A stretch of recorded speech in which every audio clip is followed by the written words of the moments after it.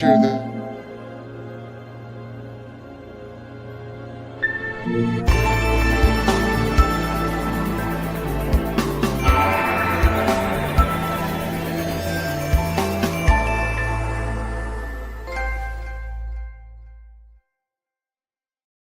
misunderstand. I made sure. It's not that I messed up. I made sure. Now I gotta double check and make sure I did it right. I'm like, you made sure what, Joe? You're leaving me hanging. Exactly. That we I'll recorded never the audio know. separately. Oh. You know, like a professional. Gang, so sorry that I literally made this stream 5 minutes ago. I forgot that we have the stream up all day. That's my bad. That said, I'm joined by my two illustrious co-hosts. I still don't know what illustrious means, but it sounds nice. Kyle Stevenson, we're gonna play Guess the Game. You guys are gonna guess the game while I create the post that we are live. Would you like to say the other co-host that is joining you today? I mean, I said the two. Hey, Laylee, what's up? There we Hey. go. There we go. Hey, girl. Hi. I didn't want to say this. I didn't want to make it a big deal. I'm not making a deal. But he's Want to here. start any drama? God. All right. We got a Those are- road. Okay. The Walking Dead. Silent Hill.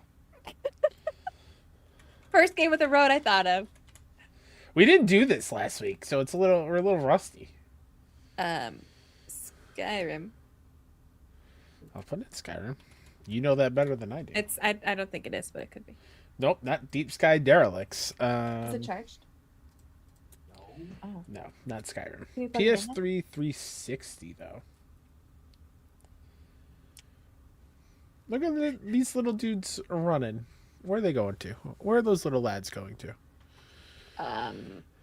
What's the background? Futuristic-y? Yeah, I don't know. This wouldn't be like an...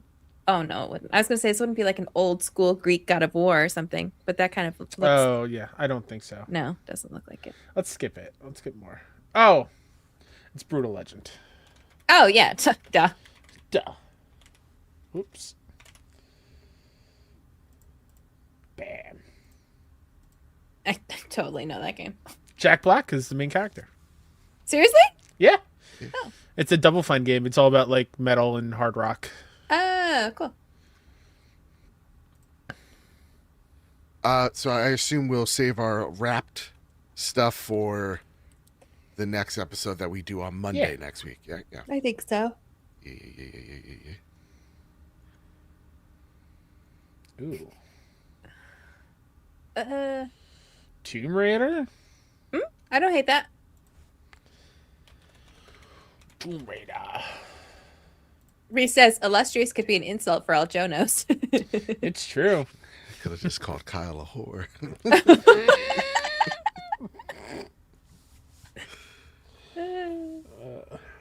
Okay, some city. Yeah. I don't know, like these little green lines down here are throwing me off. Crazy taxi. Listen, I have no guesses. So. It's definitely not that, but I have nothing, so let's throw something. GameCube. Spaceships? Is this? Would you like me to put in spaceships? You know what? It would be the craziest guess I've had you type in. Okay. This It looks wasn't familiar. on GameCube, so I don't think it was this specific game because my brother had it on PS2, but he had a game where he played as like different monsters like King Kong and other things, and all you had to do was destroy buildings. I believe it's called King of the Monsters. I think. It does seem like It's a whatever. It's a fighting building game. destroyer. Oh, Yeah. But you're on the right track. It is that kind of game. Was there what's the game with the Rampage? Was there a Rampage? that's what I'm game? talking about. Yes, that's the game I'm talking about. Rampage. But that was on PS2, so I don't know if there'd be Rampage. one that's. I'm gonna put Rampage through time because I see 90s right there. And there was a Let's just see. spaceship. That works. Damn. Godzilla. Oh, it's Godzilla. Godzilla destroy all monsters? Rampage. Damn, Joe. Oh, nice. Woo. All right, Joe. That's right. I knew it looked familiar. So we're destroying things, just not buildings. Yeah.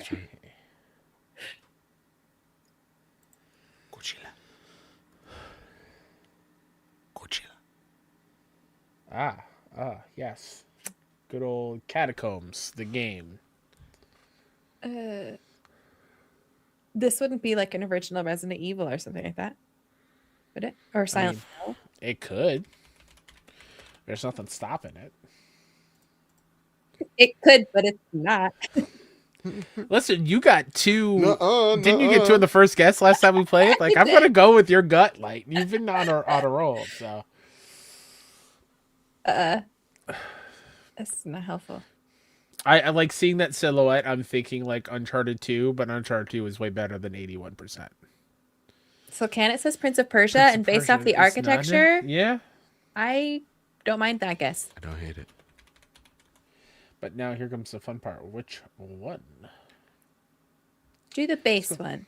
Oh, It is a Prince of Persia one. what are those? Nobbies to turn?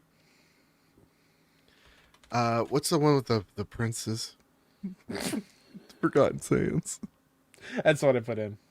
Oh no, I put Sands It's of the Time. one with the princes. How many sands are there? I like sand. It's coarse. Let's do Two Thrones. Damn. What the hell are those? Let's Try just the base one for me, would you? Okay. Let's go. Okay. So I knew the base one was the cell shaded one. None of the environment looked cell shaded to me. That's why I was like, "There's no way." I didn't know either way. It just looked really old, and why not start at the beginning? Yeah. So this was a reboot Oh, of the older ones, like the PS2 Alright. ones. damn. There's Yeah. so many. There's so many. There's a lot. There's a lot. Also, like, I could have sworn the report said we were going to see the remake last week at the Game Awards. So Yeah. we didn't see it. Same thing with, like, Assassin's Creed Black Flag remake. We didn't see that, too.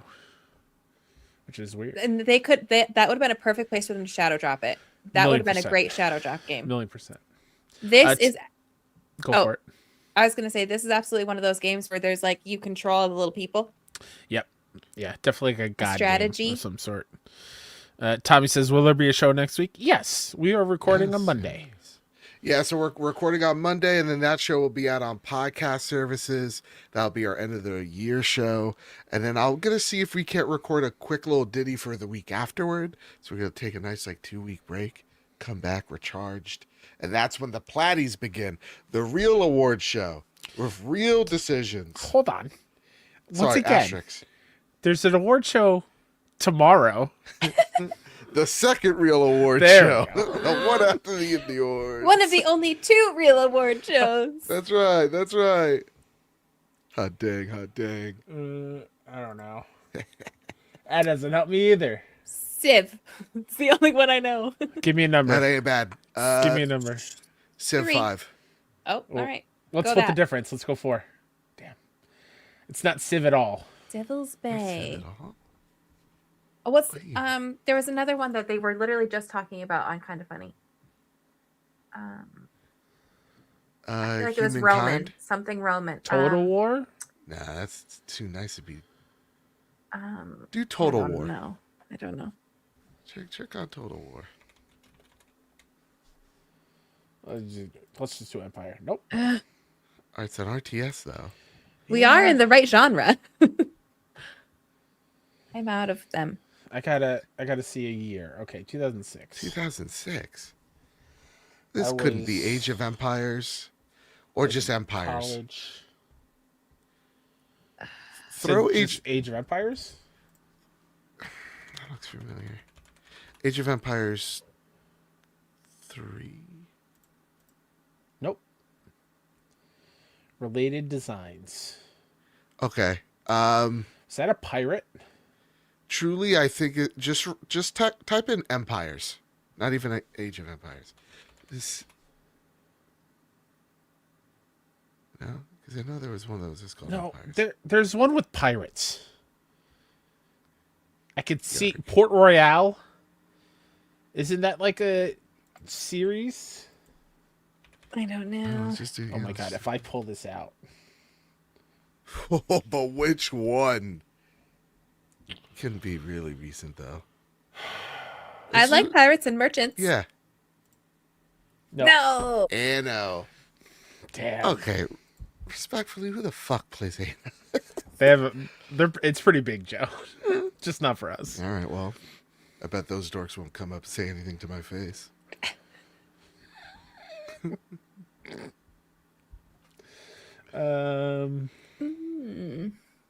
Looks more recent. Can you hover over that red line across the ground, like the skinny one? Yeah. Is that like a weapon or is that fire down there? I think that's flames. Okay. Like 2 things of flames. This will be our second to last one that we're going. What about shit. The one with the rats. Plague Tale. Ooh, I was kind of thinking that. That's a good guess. Now, the first one or the second one? First one. Let's go first one. Is that Innocence, right? Yeah. Yes. All right, second one. Let's go. Nice job. What up, Mikey Dogs? What's going on? Hell yeah. Way to go. Yeah. Everybody, if you could share this out on the Twitter sphere, on the Blue Sky sphere, I put it a post out on my social and on the Trophy Room social. Spread the good On word. it. I never hit like, share, finished subscribe. the second one. Don't. Same. Is it Said not good? Don't. Oh, okay. Um That was okay. such a strong reaction. What are Yeah. the Yeah, go for it. It fucked me up for a long time. The story. So got it. Okay. if you're in a good headspace, do. If you're in a bad headspace, don't. Or go That's all I into need it to do. knowing it's gonna fuck you up. It's gonna be sad. All right, fair enough. Joe? Those kids be dying. Why? What'd I do? What'd I This misspell? thumbnail. No, thumbnail. Use the Adobe Illustrator logo for AI. Yeah, yeah. It's the only one that was a transparent image. Listen, it's using your noggin. I appreciate it. Thank you. It was 3 cute. It's p.m. cute. at work. Yeah. It's creative. But like the mechanics of it are very fun. The story is good, but it's depressing as hell. Yeah. So I'd say you're okay leaving off where you left off. Like it is a good game. It is a good game, but it just It's gonna awful. mess you up. brutal. Ghost of Tsushima. Wait, we're on a new game? Oh. Yeah. Nah. 84 though. This is Call of Duty Black yes, Ops. this is a Call of Duty. Yep. I'm gonna thinking say Dude. I'm gonna say World at War though. Hey. Fuck. I was kind of thinking because the first mission, right? Uh-huh. When you're in the camp. Yeah. Uh-huh. Nice. Listen, I started off weak, but I'm pulling it out, baby. Joe, That's can we right. do one more? I One want to more, do the one more. one Yeah, that yeah, was done like for the Game Awards. Okay. Like on Game Awards Day. Yeah. What did they have? Nope, that's the wrong one.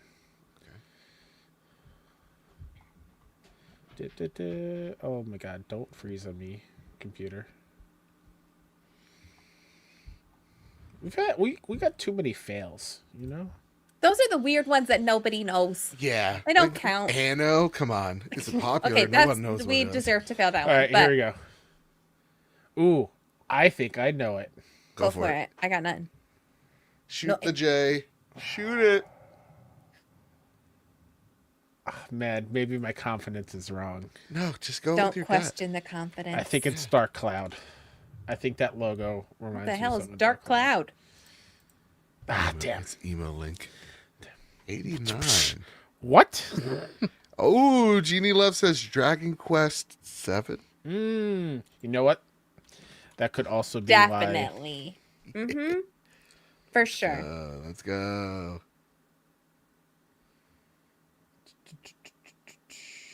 Fragments of the Forgotten Past. Damn, but it is it. Little guy. It is my favorite Dragon Quest game, and that's why I remembered it. Jeannie says she meant to It's say Journey of the Cursed King. Oh my god, it's so good. What are those like? It's an RPG. It's an old school Okay. turn-based RPG. Oh, okay. Couldn't catch me playing that. Oh my god. A But the art mischievous is so soul cool. appears. All right, gang, we He's ready so to cute. rock?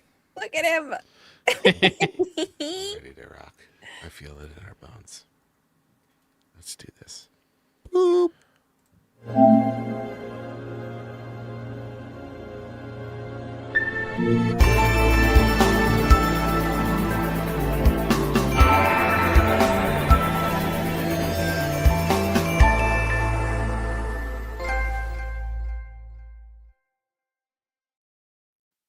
Oh, wait, no longer. Greatness has arrived. Welcome to episode 458 of The Trophy Room, a PlayStation podcast made by the players for the players. I'm your host, Joseph, aka Mr. Badbit, and it is here where we chat about the latest and greatest in all things PlayStation each and every week. Like this week, we chat about hardware sales slipping, WB swipes left from Paramount, AI rearing its ugly head, Marathon finally gets a date, sorta, kinda, and the co-founder of Sucker Punch leaves, and more Silksong, and so much more, as we do each and every week. There's so much to talk about here on youtube.com/PS Trophy Room, each and every Wednesday night at 8 p.m. Eastern Standard, and on podcast feeds the very next day afterwards. That said, if you are on Patreon, on YouTube, please consider hitting like, share, subscribe. It really does help us out. And consider giving us 5 stars over on podcast service of choice. That said, alongside me, the greatest co-host, whoever is, whoever will be, Mr. Kyle Stevenson, the Indie Game Award co-founder. Oh, how are you doing? It's me. I'm doing okay. Yeah? Yeah. Just okay. That's all I got for you. Right, it's been a week. It's been a lot, which I can't get into, but it's been a lot, and yeah, I'm drained. I'm ready for a break. Ready, man. Yeah, so ready. That said, the next 2 weeks we're gonna be on kind of sort of vacation. So we're gonna record next week's show, which will be our end of the year show, our PlayStation Wrapped show, on Monday on YouTube. So go check that out Monday night, same time. And then it'll be on podcast services on, well, you know what? I'll give you a little Christmas treat. It'll be out on Tuesday before all the craziness that is Christmas Eve and Christmas and all that stuff. And then we'll have one other show that's already pre-recorded for y'all the week afterwards, as we're on a little vacation. Then we'll be back on the second week of January to start the Platties and all that good stuff. That said, alongside me, the lightweight herself, Tika, Hello. how you doing, girl? I'm good. We've been busy in the lightweight household getting ready for Christmas. Yeah. My sister got her visa, so she is jetting her way over to Sweden as we speak to live there permanently. Nice. So we had a little going away dinner for her and a little going away early Christmas party for her this past weekend. Oh, that's sweet. We've got a wreath making class tomorrow for a friend. And Nice. my daughter's school Christmas party tomorrow. Ooh, and nice. it's just chaos.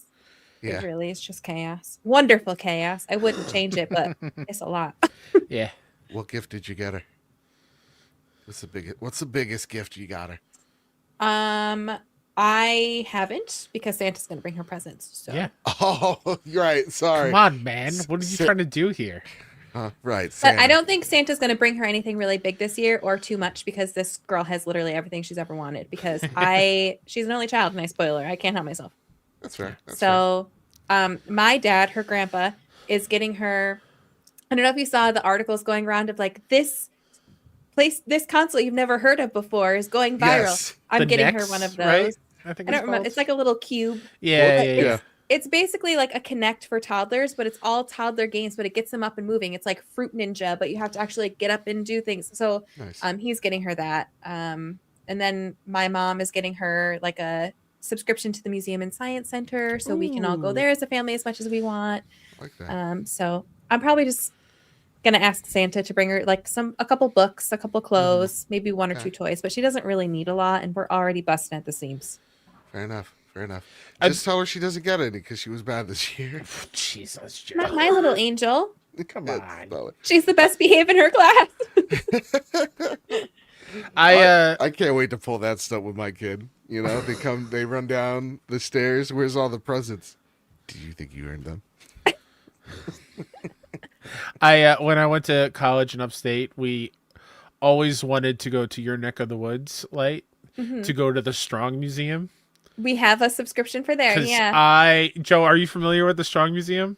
Not at It's all. literally like the museum of play, of like Oh. toys, Museum games. of Toys. When you guys I believe come is visit, the Hall of Fame there for toys. I Yes. forget. It is. yes, and when you Cool. guys come visit, we're gonna go because they have a whole video game section now. That was Mhm. actually sponsored by the company my mom works for, and Oh, they've got nice. like a whole section where you can actually play video games and like retro games. They have a whole arcade section, a wall of old consoles Yeah.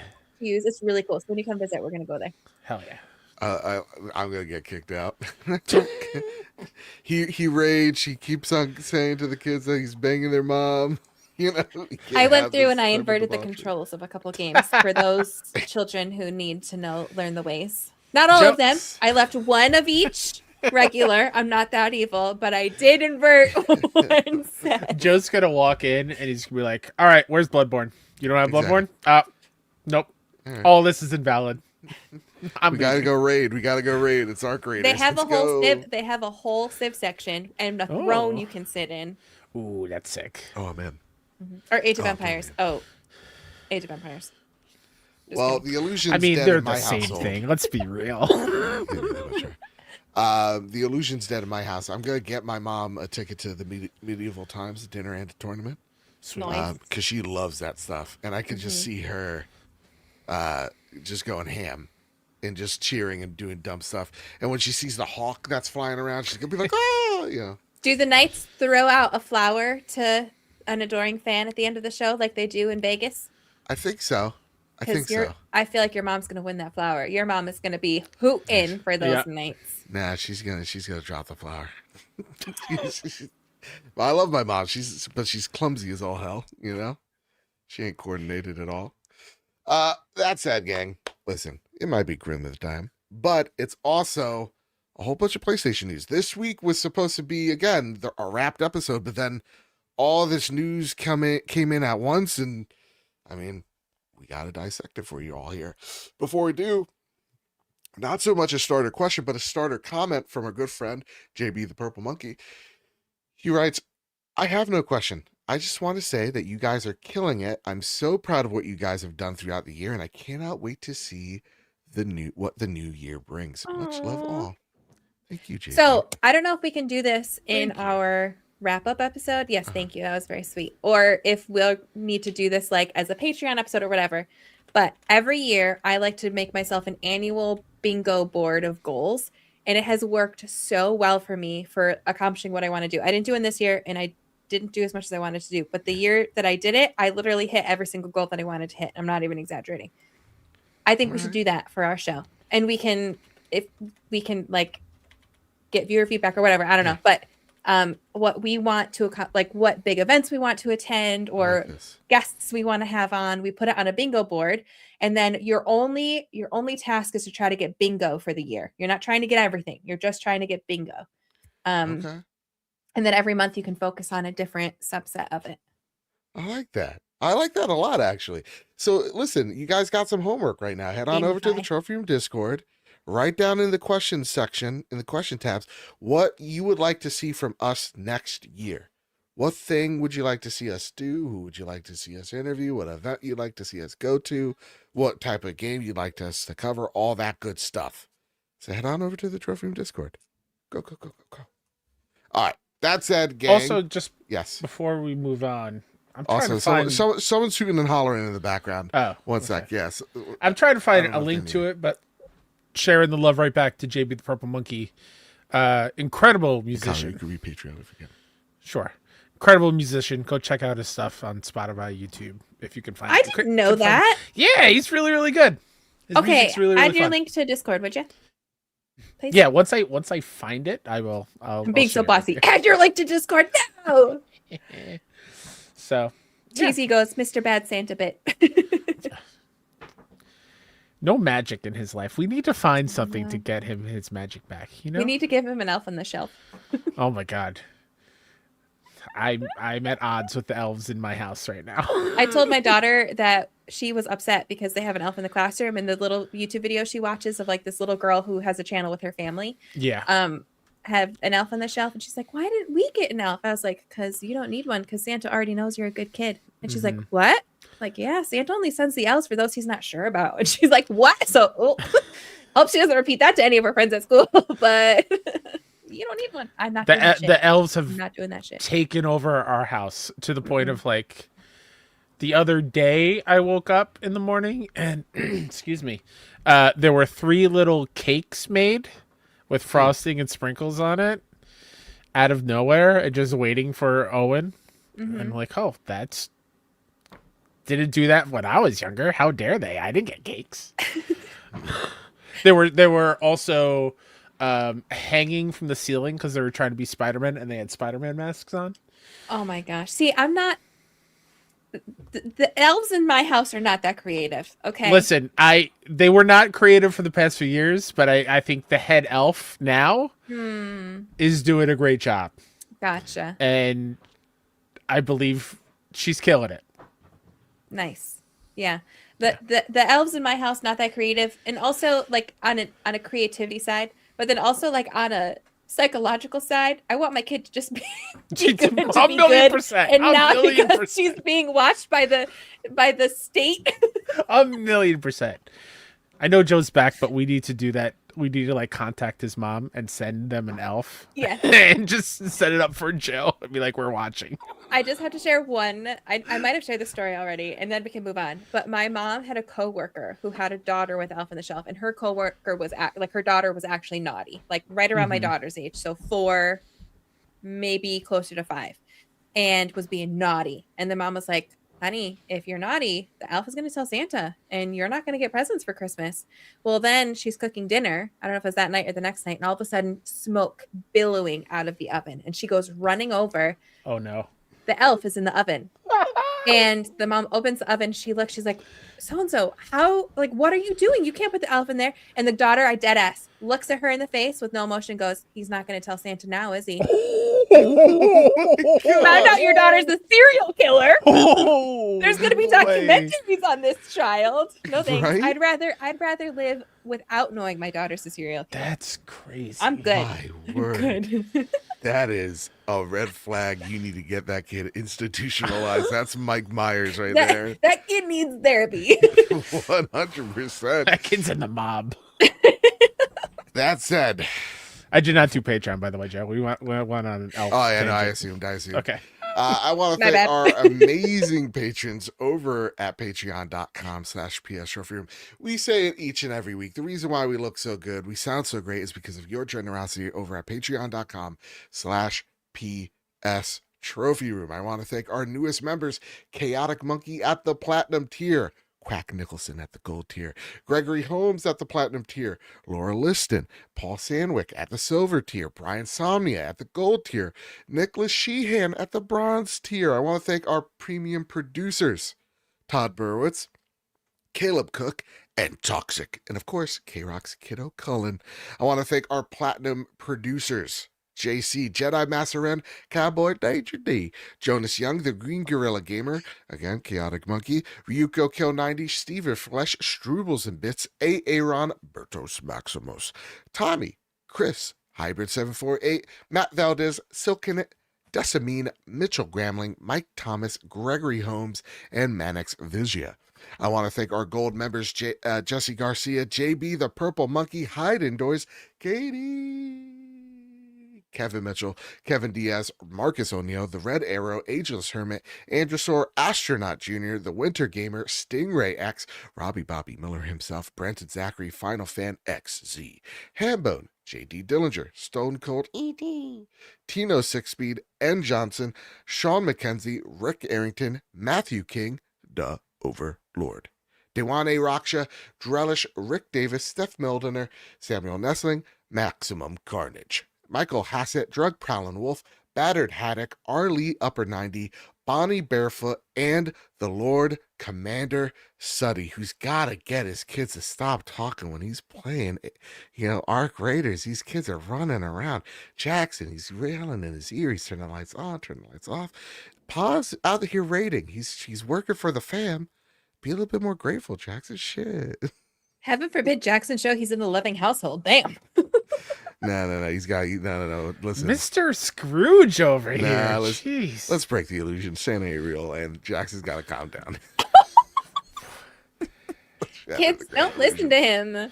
You know who's also real like Santa? Our YouTube members. Yeah. Shout out to J Mavs 4177, Alex Smith, Silk Cannet, Jonathan Kelly, Meg, Nisa Hauer, The Kush Completionist, Freight Conductor, Shrubbles a Bits, Tommy, and Mr. Light. Ooh, we. Thank you so much for your wonderful support. Again, head on over patreon.com/psshowroom or become a member over on YouTube, or even toss a super chat our way. That'd be really beneficial. That said, Kyle, it's finally time to square up the news for the last time this year.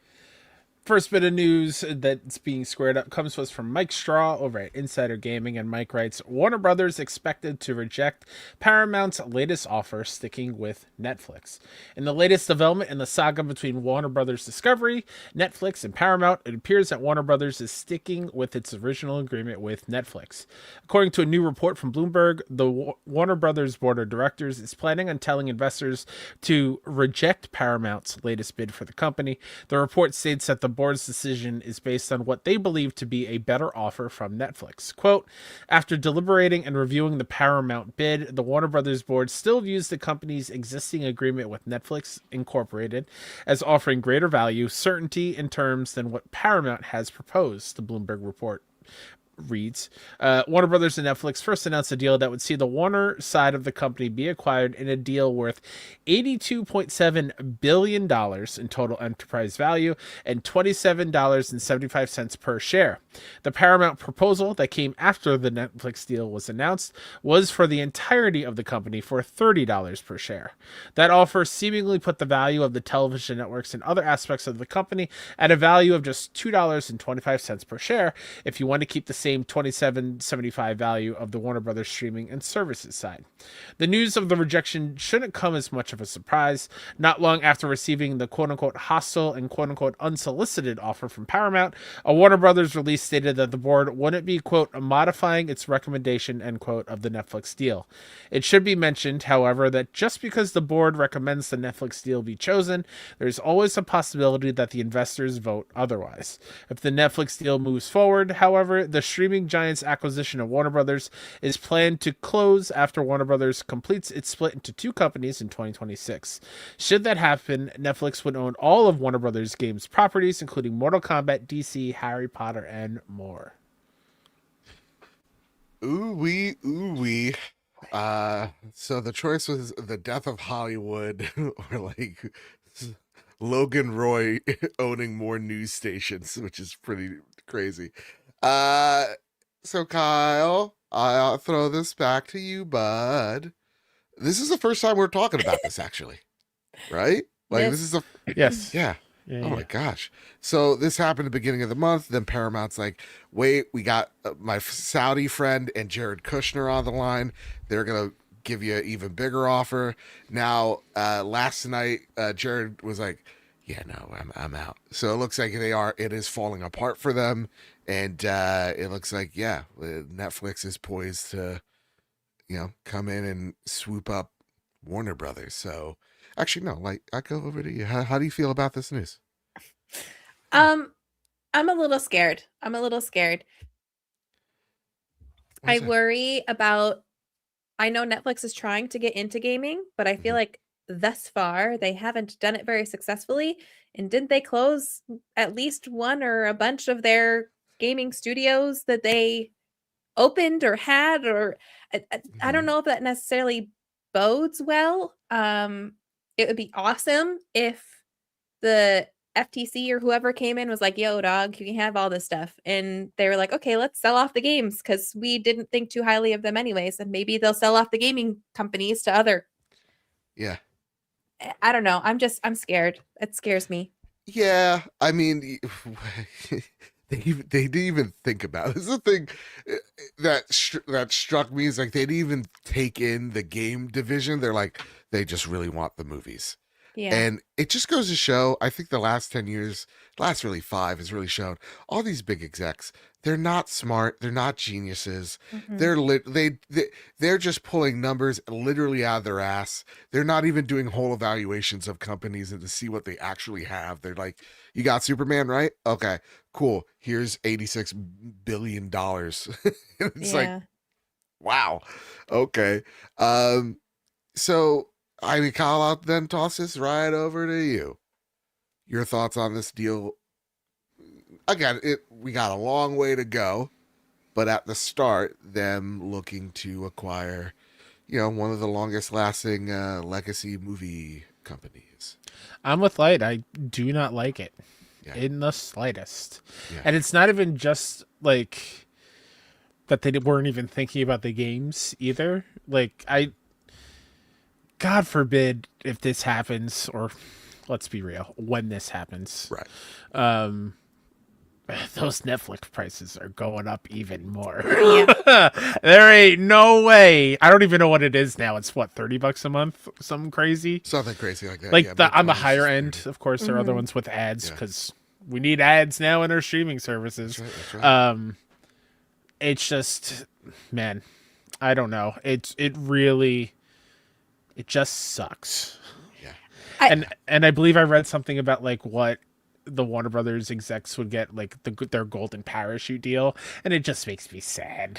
Yeah. It's like $400 million or something crazy like Money that. Like, you never oh my even- God. Yeah. Couldn't Ugh. consider. That said, Freight Conductor has put a bid in for the Trophy Room podcast. Oh, At Whoa. $30, he writes, "Merry early Christmas, and thanks for the amazing content." thank you, Freight so Conductor. much. Appreciate Thank it. you.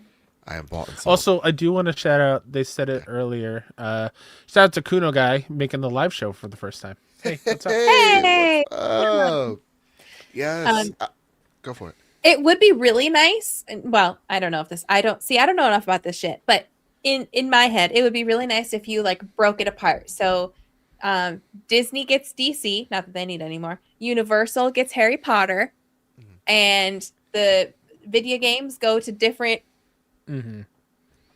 See, that's like, PlayStation gets Rocksteady, and I Yeah. don't know, somebody else gets something else. Like yeah, like anything but this. break it all up into little Yeah. pieces. I mean, that's what we should do to all these corporations. But like, nonetheless, I don't want to get libbed up. We did it with Standard Oil. We could definitely do it again, guys. I think that, sorry, Joe. go for it. I think the hard part about that, Light, which I agree, I wish they did that, is they are so, what's the word I'm looking for? They're like the barnacles on the whales. They're so like ingrainedly tied to each other. Yeah. Of like the games have IP that are in the movie department or the superhero department, and that is a legal nightmare, I assume, of like yeah. all the Absolutely fences. is. So I don't know. It's just a weird thing. It's a Yeah. weird thing. Laura Liston also coming in, becoming a YouTube member on top of being a patron. Ooh, wee. Thank you. Thank you. Oh, and recent chat says they said they are spinning off CNN and Discovery, so it's entirely possible that WB Games gets spun off too. In theory, if they could sell it to somebody, why wouldn't they? They don't see Yeah. the profit in it, and they're going to make a profit by selling it, to turning around and selling it to somebody else. Yeah. Why not? I hate to break it to both of you guys. Oh, do jeez. this. to me, Breaking Joe. news. The Saudis bought it. no. Almost You worse. bought WB, Joe? Uh-huh. Damn, dude. FIFA is their next game is going to be made by Netflix. Netflix and FIFA have partnered together. So the next FIFA game's a Netflix I'll game. believe it when I see it. I mean, okay. Good on FIFA. They don't make a whole lot of great choices. Sure. To get away from EA, because EA has had that license forever. Same thing with the NFL, and I wish NFL would leave them too. But like, I don't know if Netflix is the right place to go. Exactly.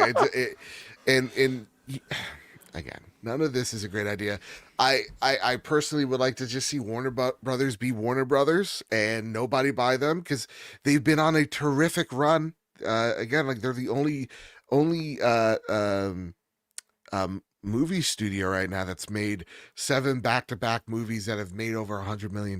Like, they've been on a winning run. And say what you want about their CEO, what's his butt? That's a good name. I'm gonna keep it that way. But like, listen, he's been riding the ship. As much as I don't like him as a human being, he's righted the ship, and it seems like they're doing better than they have been before. But yeah, I mean, Jonathan Kelly writes in, yeah, bad choices, cough, cough, piece of work, cough, dang. Must have caught Lady Light's chest cold, my word. Oh, that's just the beginning of the bad choices. Yeah, I mean, it Well, and then kinda they said they're sucks. not going to do a Harry Potter sequel when that game has sold like gangbusters. Mhm. Like, what are you doing? What are you doing? I don't even know. I don't know. It's weird. I don't love this in the slightest. Spider scared. C11 writes, just like you can too, you head on over to the Trophy Room Discord, write your questions in, we answer them on the show. It's that easy. And Spider, you're going to show up a lot because you asked a lot of great questions this week, so shout out to you. He goes, what's up, Trophy Room Trio? I know Netflix said the gaming leg of the purchase wasn't a big picture for them. Do you think they will license out the properties or actually use the game studios they got in the purchase? Do you think, because I think the best case scenario is that Netflix just forgets the gaming division exists and lets them chill. What's the over-under on that happening, Kyle? I see what you did. Netflix and chill with the games. Was Hey! that purpose? Was that purpose? Well, they are going to fuck these studios, so. I'm sorry, what was your question? Wait, did you just say that without bleeping it out? Yeah, Oh, yeah. I'm a bad influence. I know, Merry I Christmas, know. everybody. Happy Merry holidays. Christmas, Merry Christmas. Listen, we're allowed to say 3 F-bombs. Kyle Stevenson. Oh, I haven't been keeping track. That's All right, like you get one this episode, I get one. I think I then already we each used get mine. one. All right, I'll save mine till later. I thought Nisa says they are making a Hogwarts Legacy too. Did they cancel the DLC? They canceled something Hogwarts Legacy. I know that. I think it's the DLC. Mm. I think it was Okay. like the Game of the Year edition. That could be it. Yeah. Okay. Okay. Yeah. I'm What sorry, will the Joe. Netherlands think of these F bombs? Oh, we're about to find out. What was your question? I'm sorry. No, like, what do you think they actually do with these game studios? I know we Oh. all said we'd like to see them sell them off, spin them out, but I mean, WB tried it themselves to do that, and it didn't work. So Yeah, I don't know, man. It's Yeah. I would like to think they have faith in them and like let them do their thing. yeah, But I'm also so worried that Netflix is bloating themselves up Mhm. and they're going to make cuts. oh, 100%. And games we're still at the point, and Netflix has said they've been wanted to be in games for a long time now, and they have done Netflix game stuff before. I don't think of games still when I think Netflix. I No, think 100%. streaming TV. That's what I think. I don't even think movies on Netflix. Although everyone should go out and see the new Knives Out movie. It's fantastic. It's on Netflix Is it? now. It's really I good. do need to see that.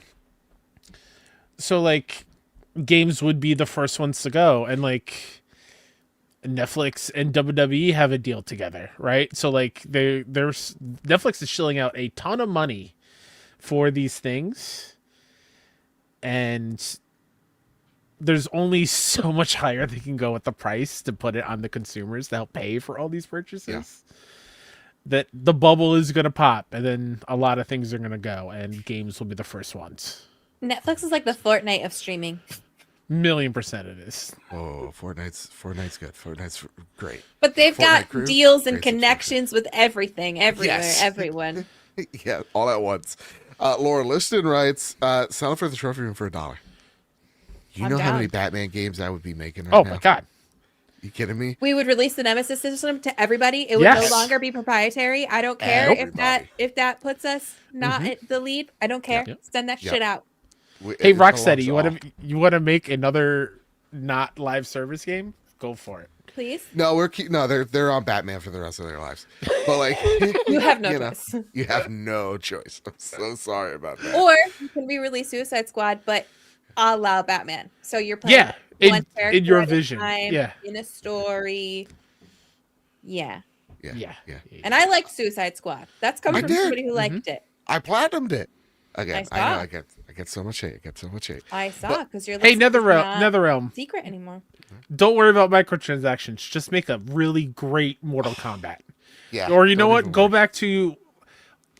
Let's see if we could do a DC versus Marvel. Let's hit up Disney and do a DC versus Marvel fighting game. Are you kidding me? That would go kidding so hard. Yeah. Like, let's do that. I think Steven says it best. We can finally greenlight Golem. Yes, the first Golem was so good. I need a sequel. But Can I just tell you, I played Yeah. Golem at PAX East before it was released, and even the demo was so bad, I had to walk away mid demo, and I was like, I'm sorry, I can't finish this. Friend of the show, And they're Luke like, Lore, we know. he also demoed it at PAX East, and afterwards he was like, that sure is a game. I literally kept falling through the world. I was like, I can't. I'm sorry, I can't do this anymore. And that's the thing that kind of sucks with it. Like, we've seen this song and dance because they're like, oh, we're gonna keep WB as is. They're just their own thing. And like, we heard it with Xbox with the ABK deal. That was all bullshit. And then they threw the cost back at the consumer, and we're all like, fool me once, shame on us, never gonna happen again. And then, Netflix comes in, and we're like, I mean, it's like we're falling for it again. I don't want this to happen. I think it's only harmful for us. And it was kind of like a devil you know versus the devil you don't, where you had like the Ellisons coming in and they just wanted to run a weird monopoly on like the news, which they still probably will get to do when they buy out. Like when they get the spin off and they'll go buy that company. But it's like, it's weird. It sucks. We need more competition. We don't need less of it. I'm really sick of when you look around at the state of things. It's really just 5 companies in every marketplace that just dictating prices of things. We got to get away from that, man. And this doesn't help. This just exacerbates everything. Now Netflix is going to become cable. And you're going to pay 50, 60, 70 to whatever amount just because. Not I. No. Let me tell you, there's no end to the amount of emails that I could use for a free trial. 100%. So many. As George Bush once said, fool me once, shame on you. Fool me, you can't fool me again. That's right. Brilliant. Kyle Stevenson. Okay, here's some more bad news. We're really rounding this year with some bad news. Take it away. Chris Scullion over at VGC writes, hardware sales and physical game spending in the U.S. just had the worst November in 30 years. That's according to the latest data from market research company Circana, which tracks hardware and physical digital software sales in the U.S. 1.6 million units of video game hardware were sold in the U.S. in November 2025, which is the lowest total since 1.4 million back in 1995. Monthly hardware spending last month was $695 million, which is a 27% drop compared to last year, and the lowest hardware spend in a November in the US since 2005. November is usually one of the biggest months for hardware sales due to a combination of Black Friday deals and purchases for Christmas. However, this year the average price paid for a new unit of video game hardware was $439, an all-time high and 11% higher than last year, which was likely the main reason sales were comparatively low. According to Circana, the PlayStation 5 was the best-selling console in the US in November in terms of both unit sales and dollars spent. Nintendo Switch 2 was second in both categories, while the Xbox Series X/S was third in terms of dollars spent, and the Next Playground was third in terms of units sold. In terms of physical software, spending fell 14% in November of this year compared to November 2024, making it an all-time low for a November since tracking started in 1995. This is dreadful. A lot of people were like talking about like, oh, how bad Xbox performed. And I think it performed 70% lower than last year. It performed like shit, but everybody performed bad. This is like where it's like all the kids in class failed and the teachers having that talk of like, what's going on? What's happening, guys? Because at that point, it's not the students. Something went wrong with your decision making. Right. And I mean, listen, the PlayStation 5 is literally a 5-year-old console at this point, and it's beating the Nintendo Switch 2. And I'm not here to like be braggadocious or whatever, because sales across the board down. I mean, look at worse since '95, right? So nobody did great, but I mean, when your Black Friday deal, quote unquote, is just the launch price of the console. I don't know, Kyle. Which way's up? What is your take? Same thing with games too, right? Like I didn't buy any because one, I didn't have the money, but two, like I think Silent Hill F was one that I wanted to get, But even then, it was on sale for $55 or something like that. That's close to what I would pay full price a couple years ago. Right. It's not seen as a sale because everything has gone up in price. So, like, to me, this is not a shocker at all. Nope. This is definitely a. I'll go over by one. This is our fuck around and find out moment for everything. Because, like, yeah, you want to raise prices because yes, the financial political system, blah blah blah, whatever, is causing you to do so. Yeah. But it's just like, yeah, no shit. Yeah. We don't get paid enough in our jobs as it is currently. So why are we all that money that we have are going to necessities instead of what seems like a hobby that a lot of people are getting priced out of, and that makes me sad. And I think when you talk about like the rise of Steam, the rise of PC, it's like, guys, it's because you could play PC game. Like when we take a look at like games like Peak and like Schedule One or whatever, the $9, like, was it Friend Swap? I heard like those games are doing gangbusters. Why? They're cheap and you could play them on literally anything. And then what bothers me is like the AAA game space is like, right, but we'll make the games even prettier with AI. No, and it'll be even cheaper. It'll be out in 3 years. It's like, that's not going to solve your problem because the game's still 70, 80, 90 bucks. The problem is games are too expensive. The systems in which you're supposed to onboard people into the ecosystem, get them there, trap them there, all that stuff, extract income out of, they're going elsewhere. They're going to PC. They're going to mobile because you're pricing them out of it. I don't know, like I want to throw a rock. What's your thoughts on all this? Yeah, I mean, I don't know what they expected to happen. Genuinely, especially when they raised the prices. I feel like console sales already weren't what they wanted before, and then they're like, "Hey, let's raise the prices. Good news, guys." Yeah. And I don't know if they thought they were going to compensate for the lack of sales with a higher price point, but what did you think was going to happen?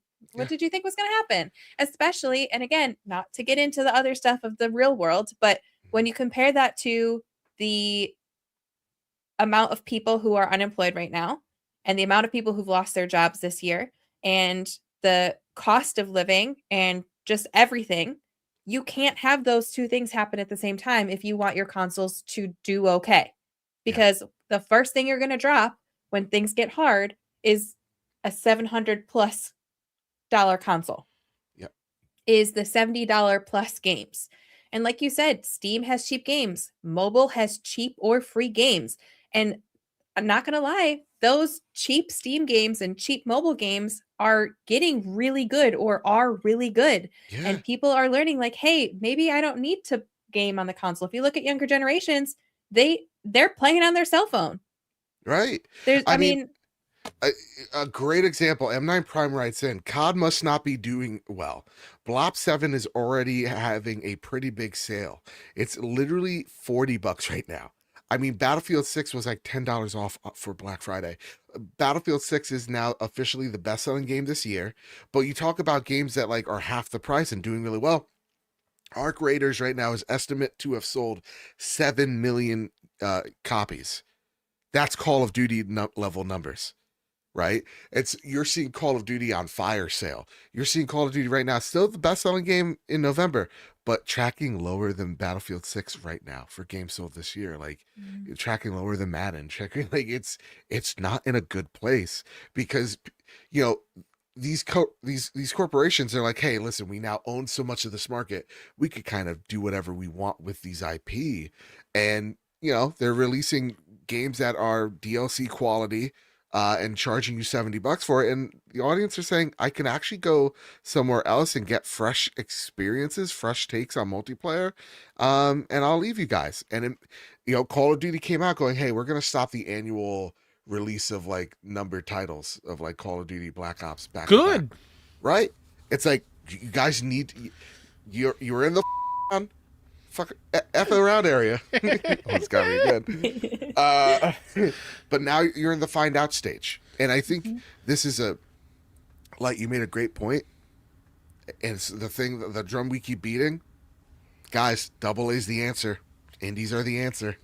They're showing out in such major ways.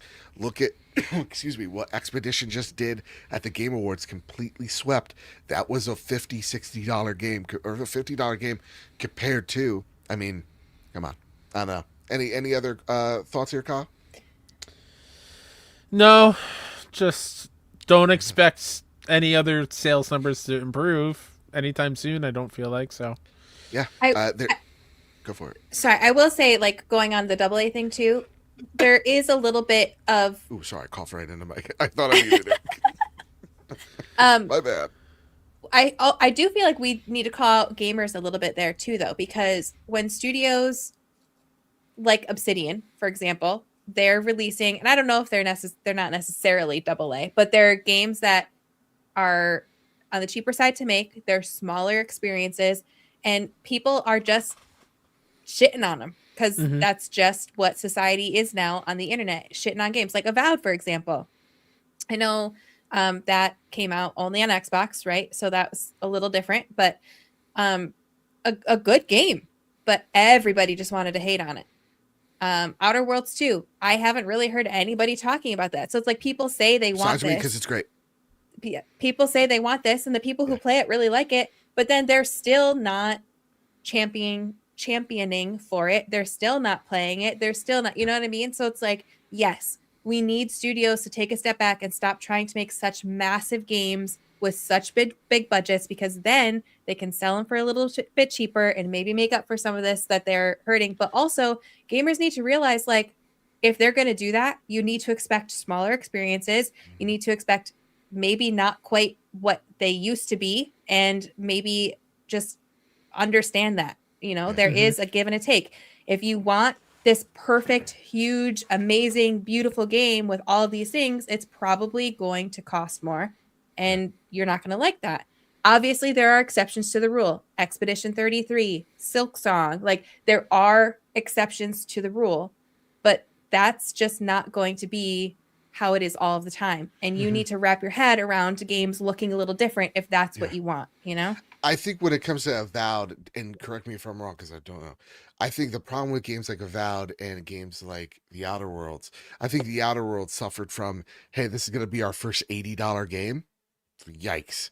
I think it's, you are right. Games do have to become smaller in scope, in terms of, like, you know, not every game needs to be this open world checkbox game, but also they need to be priced that way as well. They need to be represented that way. And I think when you sell Outer Worlds for $69.99, again, Outer Worlds 2, great game.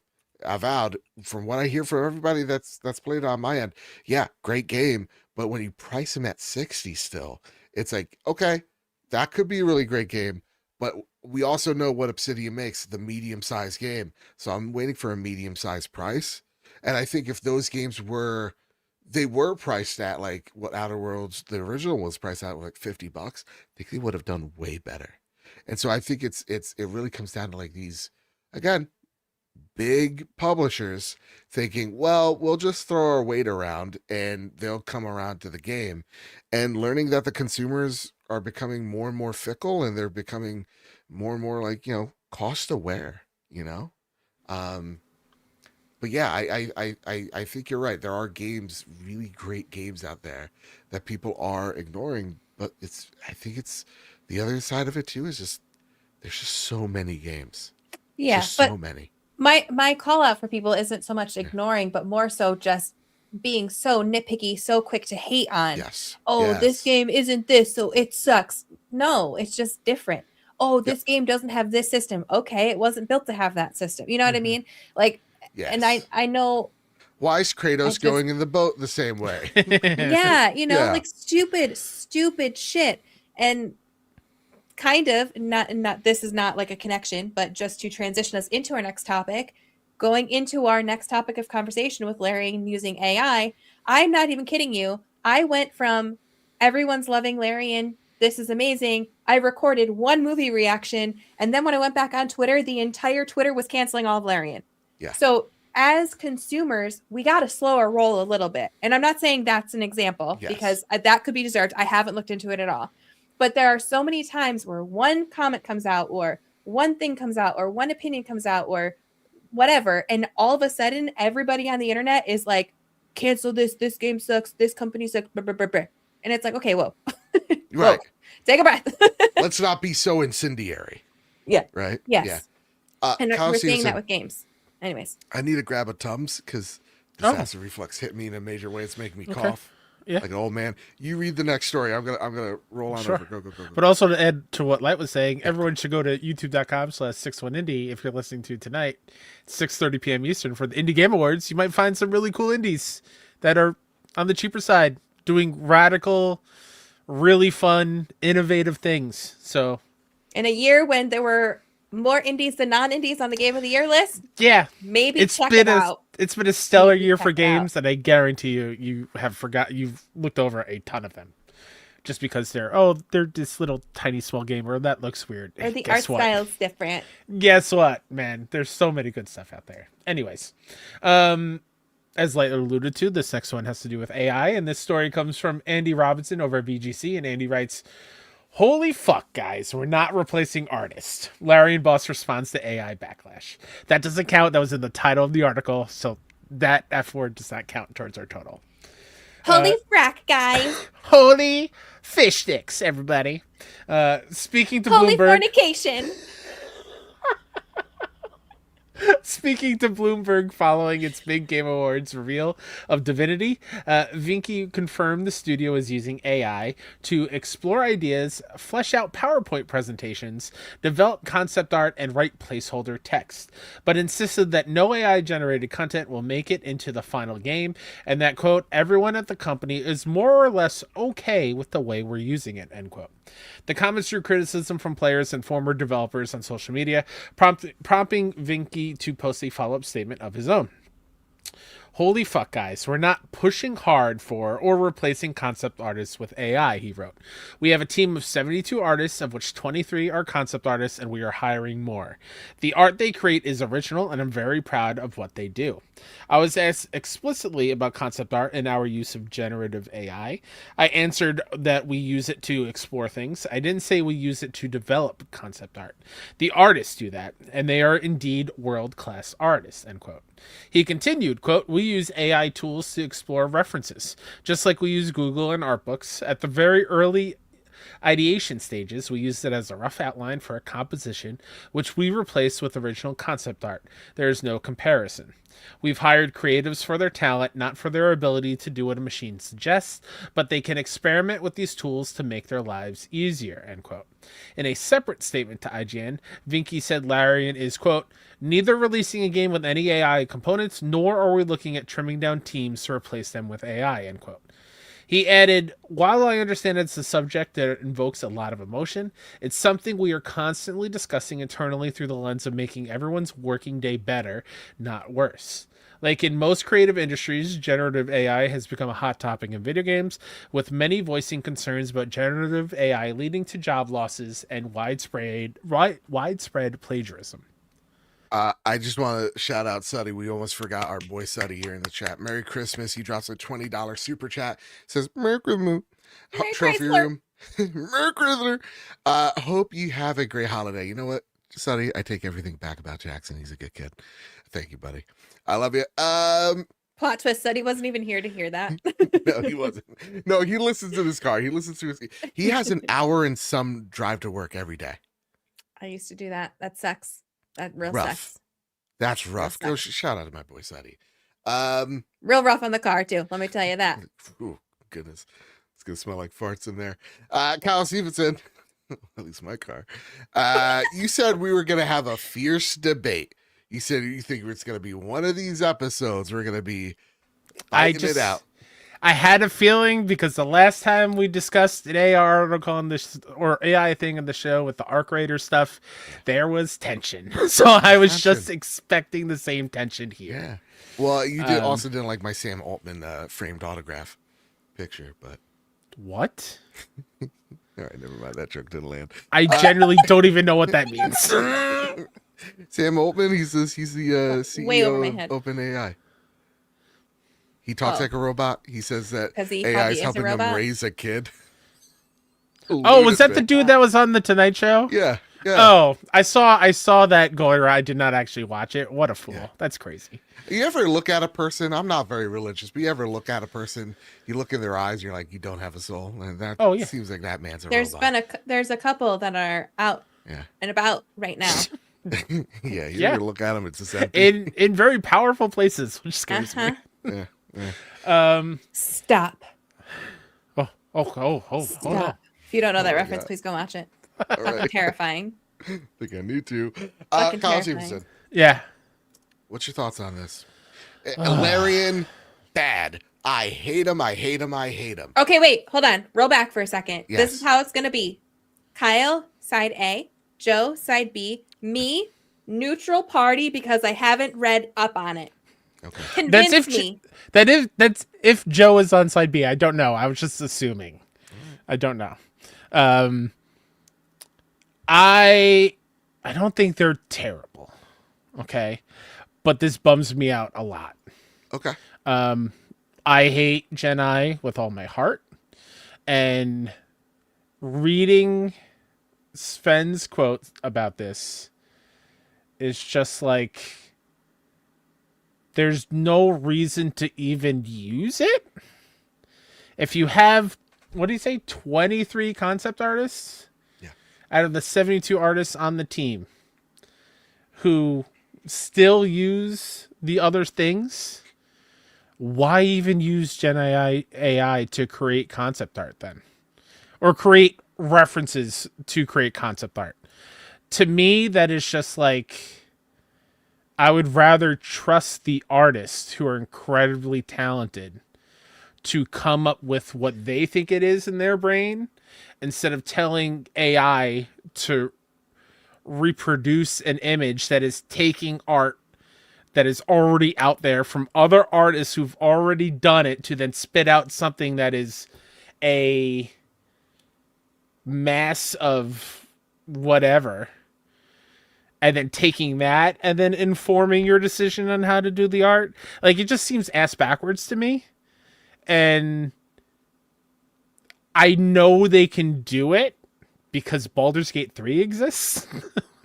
And I don't think Gen AI was in the stages it was back when that was developed, or literally any other game in the last, before. When did Gen AI really become a thing? Like 2020? Like this year? Yeah. Like, well, like that we've within known the last, about it. yes, Yeah. but at a stage where it was reliable for people to actually like use it. Sure. Right. So like it's still certainly fresh, but when I think of all the other studios that have made some of our favorite games, visually stunning games, Alan Wake 2, Final Fantasy VII Remake, Ghost of Tsushima, the Marvel Spider-Man, blah, blah, blah. You can go down the list. Yeah. The Last of Us. The artists are creating this on their own, using references that you can already find. I don't see the need for them to use Gen AI. And also, if you're going to use it, stop making it like it's a selling point. Right. Like, at this point, I'm just assuming that everyone uses it, and that makes me so sad. But also, don't write about it like it's... Divinity is going to be awesome because we have this tool at our disposal. No! I don't see the value there. I think he's hurting himself. He's not trusting. I know he says he does, but this feels like he's not trusting the concept artists to do their thing. Like, I don't know. The whole thing seems... Well, from what I'm aware, I'm trying to find it, and I'm not. But, because I think one of the concept artists goes, like, this was our idea. Like, we wanted this. Oh, that makes me even sadder. So, like, okay, well, first, the comment that made me laugh. JJ Sunny says, nope, I wasn't here, but whatever you said is probably true. Jackson's getting cold, confirmed. No, it doesn't make me sad in the slightest. So here's kind of where I fall on it, right? First off, I don't want when people are like, look at this video game I made with using Grok, and it's just like a guy running. So then the guy next to him is like also running in a straight line and things are popping up and it's the most generic piece of shit you've ever seen. I don't want that in my video games. No. The way I've read it is that, like, yeah, it's used for mood boards, it's used for placeholder, and it's used for like PowerPoint stuff, right? So for me, it's like, okay, if you're just trying to convey an idea fast and on the fly, or you're trying to see if, you know, this particular gameplay mechanic, that's what they use, works or not, right? And you could throw it out into a test model and the AI will help you figure out if the thing makes sense or not in real time. That's just beneficial, right? That just helps them come to conclusions faster if you're using it like a scientist, right? That I'm fine. I'm totally okay with. I don't like the idea of like, hey, the helmet on the guy that's in the Wicker Man, that's made entirely in AI. That would be bad. That would be something I wouldn't be cool with. If you are a narrative based, you know, game in a studio and you go, hey, all my voice actors are going to be AI, that sucks. That game's gonna probably be shit because of it, right? But what you're seeing is more and more studios, like, again, like Expedition 33, which I'll pull up in a second, like, they've used it in their game. It's not in the final product, but it helped them develop it. Here's the quote. We use some AI, but not much. Francis, producer for Claire Obscure, says, the key is what we're very clear about is we wanted to do what we wanted to do and invest in it. And of course, technology has allowed us to do things that were unthinkable in a short time ago. Unreal Engine 5's tools and assets have been very important in improving graphics, gameplay, and cinematics. And it's also be like, listen, if it's part of like the engine itself, it's tools that help create these things or make it easier for you to crop images, whatever it is, fine. You know, again, like I use it at work, and if it just makes the thing that I do a little bit easier so I could go do the important thing that I'm working on, excellent, awesome. But if we're literally saying, hey, this whole asset I'm putting in the game, the final version of it, hey, this voice actor's whole entire scene and sequence is made entirely of AI, that really sucks, right? So if it is a game like Divinity and they are a story-based game, I want the actors to be actually acting. I want the images that I'm seeing actually produced by a real person. And it seems like that is very much what this game is going to be. They're just using tools to help, again, form ideas, and not even form ideas, but test ideas in real time to see if they work, and also create placeholders on the fly so that they don't have to think about it too much. I don't see where that's a big problem. I just like the way that the art is being made. Like, at the core of what AI is using already established images of art and assets and taking that and using it to create something new. So it's already plagiarizing other things. It's not coming out of thin air. It's literally going through the entire database and like, let me grab this painting of this painterly flower, and then taking that and then warping it in some way and putting it into here. Yeah. Right? Like, that's one of my big issues with it is it's like taking from other people's work that are doing it off the dome and putting in the work and doing it by themselves, and then AI is using that as a way to make other people's lives easier. That's just another form of like plagiarizing. So I think, yeah, I think I want to highlight Stefano B415, who writes in, I think AI is fine when it's used as a tool, not when it replaces the place of the human soul. Like, that's kind of like where I fall on it. I don't, and the tools that we speak of, like, we're talking on broad brushes as if I know exactly what they're using. Because like it may not even be generative, right? It could just be, again, like a prediction model. Sure. Right? And that AI I'm totally fine with. Right. And it's the AI that's generating something fresh using things that it can find on the internet to create its own. And I think Silken had said it earlier, like if they have an AI that it's only using their own concept art and their own art that they have worked on, that's totally cool. I don't care because people have already did that work for it first. And I think of like all right, Star Wars fans, come with me on a journey. I think of Mustafar. So on the, I think it was like the director's cut of, or director's commentary of Mustafar, George Lucas was just like, hey, I want to shout out my art team because I literally had this idea in my head and they were able to take it and just place it. And that was it. Like they did such an incredible job. And so like I do agree there's that part. It's like we may lose that, but also we may get the opportunity of someone like me who's not an abstract thinker and thinks in the concrete, right? Thinks of what's in front of me and I can't visualize or tell you like what I want on a scene. Well, that gives me the opportunity to go, okay, I want something that kind of sort of looks like, I type in the prompt and I go, I want a mountain, blue sky, partially cloudy, this, that. And then I'm able to show them, hey, this is kind of what I'm working with in my head here.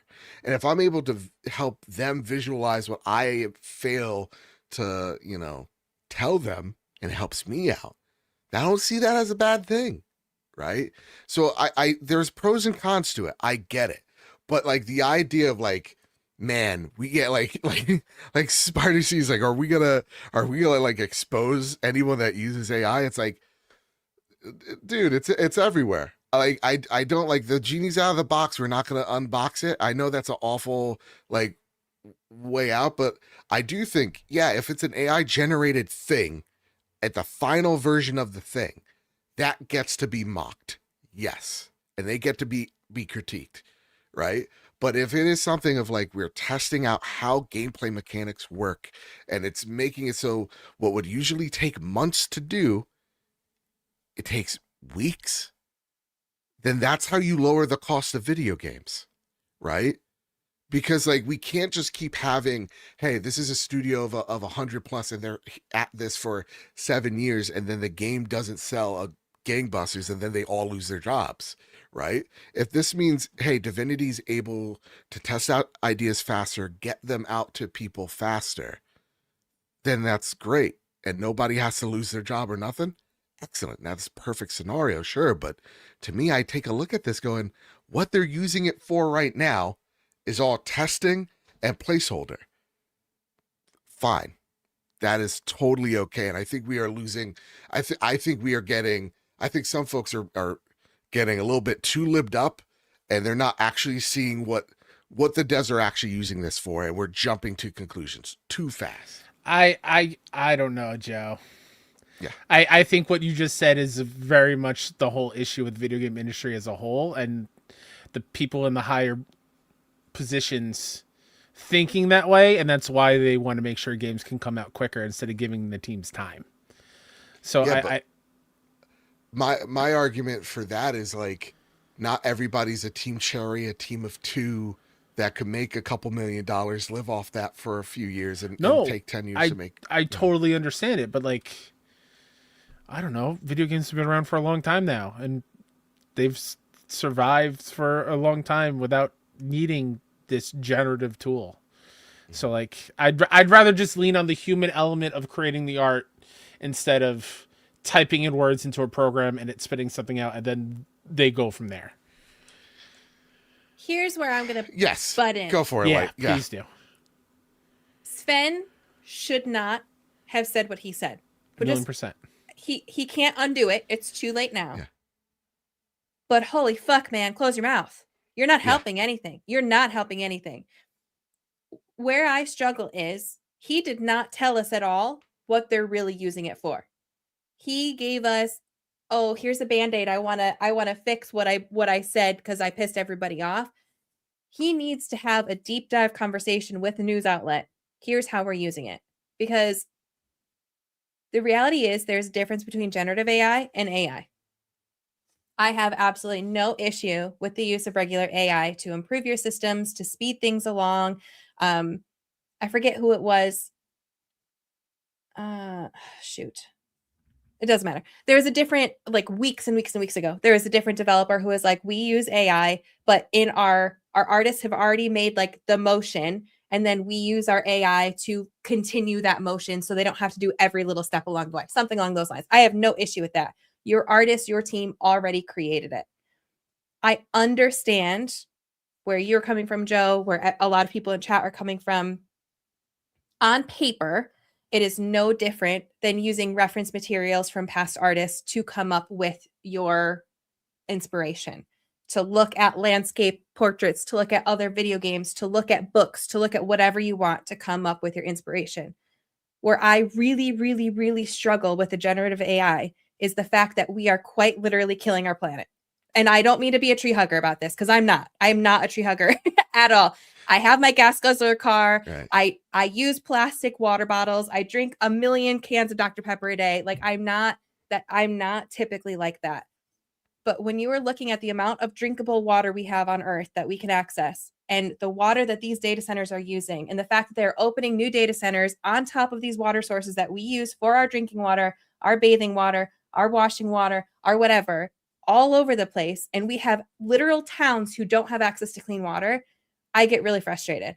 And I don't care how little you use it. One text query is a full water bottle of water used for a simple text query. And that is just a quick question. That's not generate an image for me that looks like X, Y, and Z. Yeah. Are we going to go back? No, we're not. But we need to find safer ways to go about using it before all of these gaming companies jump on this bandwagon.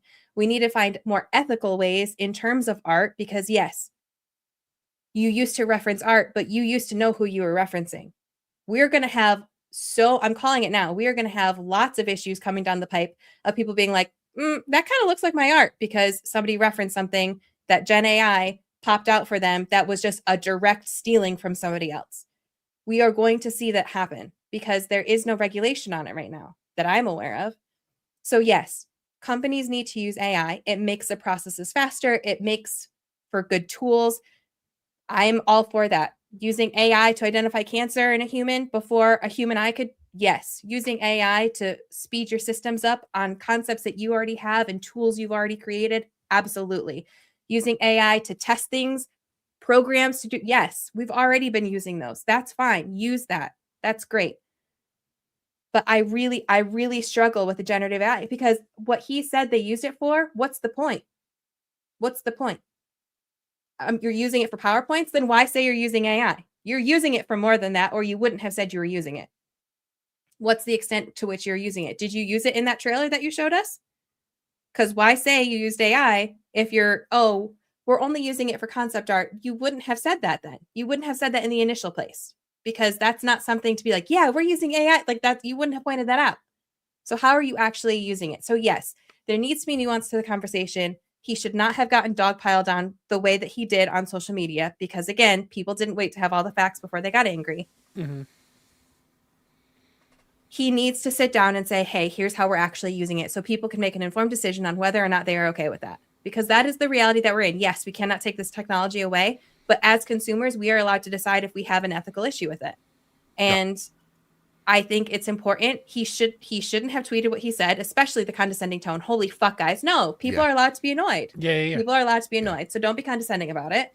And I don't know. I just think he needs to be more clear about it. Yes, companies are going to use it. We need to be getting more used to that as consumers, because it's going to be everywhere. But that doesn't necessarily mean we have to be okay with some of the implications of Gen AI. Yes, I think like you hit a park. Everything I agree with.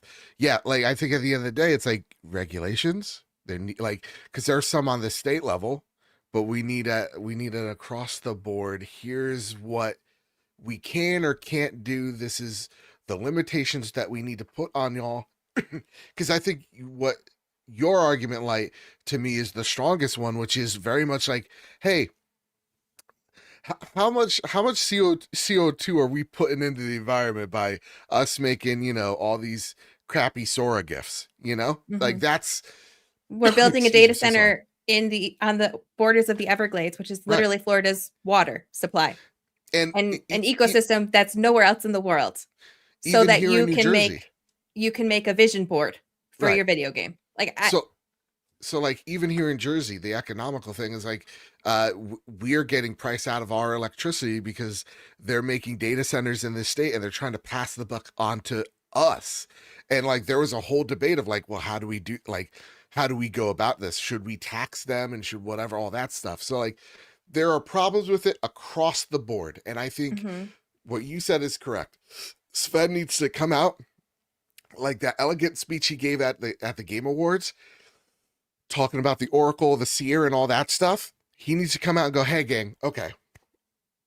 I kind of, English isn't my first language. I kind of screwed up this interview. Let me talk to you guys. Let me tell you how we're handling this, and then come out that way. Because what we then do is we take out the mat and we start jumping to conclusions. right. And so And that absolutely did happen. That absolutely did happen. We are in a lot of ways putting scenarios on him, because what he actually said, explore references. Don't love that. That sounds generative AI-ish to me. Just like we use Google Art in books. Ideation stages. Again, you said you have, like Kyle said, you have a team of artists. What are you, like, why are you, shouldn't they be doing the ideation stages? Because Joe, I get your point. Like, yes, it is really nice as someone who is not creative to be like, hey, here's my vision. I'm going to plug in these keywords to give it to my artist so they can see what I see. But you could also do what we literally did a couple episodes ago. I drew a drawing of a penis so you could see on Microsoft Paint. You got the vision. You understood what I was going for. It was like phallic. you could, it was a penis. You could do it. Okay. You could. There are other. Also, to be clear, there are other we ways. didn't just make Light draw a penis. We No, all we drew all a drew penis. And also, to be clear, it wasn't as random as it sounds. We were talking about how high schoolers used to draw penises at your school on the walls. right. And in textbooks. Yeah, and I hate going on a rant because, again, it's one of those things I'm really not knowledgeable about. Okay, I have very surface level knowledge. So when I go on rants, I feel stupid because, like, there's so much nuance to it. There are so many layers to it. And it's important to point that out. And yes, I think Hero Down Under might have said somewhere on the lines, like, I'm going to use it because if the billionaires are using it and they're not curbing theirs, like, me using it isn't going to be any worse than, and yes, like, okay. But if you want change to happen, you have to be the voice for that change to happen. You have to let companies know, hey, we're not okay with this. Because if Larian comes out and says this, or Sven comes out and says this and doesn't get any backlash, now you have Bethesda, now you have Sony, now you have like Sucker Punch, now you have all these other companies that are like, well, maybe, and they're already using it. Let's not kid ourselves. They are already using it. Absolutely, yeah. But if they see the backlash Larian got, maybe they're like, maybe we don't use it for this like we were planning on, because we're already seeing low console sales, we're already seeing low game sales. Maybe we don't piss off our consumers. So yes, I see what you're saying there, but also, like, if you want change to happen, you have to let it be known that you want change to happen, or else these companies aren't going to change. Creaky Legs with the $5 super chat. We need a Johnny Silverhand to deal with these data centers. ... Eyeball emojis. Anyway, happy holidays. We do not condone violence, but like, but that's the thing. Like, how are you actually using it? In what way are you using generative AI versus AI to smooth and speed your processes along? Yeah. And what does that look like? Like, sit us down, because then you also have, like, all the other people like, oh, I used to work at Larian, and I can tell you right now, we are forced to do that. And then someone being like, no, we're not. Like, we were given the option. We wanted to. I wanted to, so I am. I didn't want to, so I'm not. It's like you're hearing now just conflicting information across the board. So someone needs, maybe a communications director or somebody who's better with their words, needs to just do a quick little PSA. Like, hey, let's tour the studio. Yeah. Here's what we're doing, something. But yeah, no, because even when you read, like, the conversation, I won't on the pod, but it's on Jason's Blue Sky. It's very surface level upon surface level. And even him midway going, English not my first language, I'm really screwing this up. And Jason's, you're doing fine. Well, and that probably is another issue. Like, and not to, like, jump to his defense or anything, but if English is not his first language, you're probably not going to get a nuanced, deep conversation, because that's really hard. That's really hard for someone who is a native English speaker. So that's already going to add another difficulty to it. So I don't know what the answer is. I don't know where we go because, yes, we were just talking about how companies need to make games cheaper and faster and smaller. I just personally don't think generative AI is the way to do that. Other AI, yes. Generative AI, no. Because how much time are you really saving versus having one afternoon with an artist to have them write up a rough idea of what's in your head?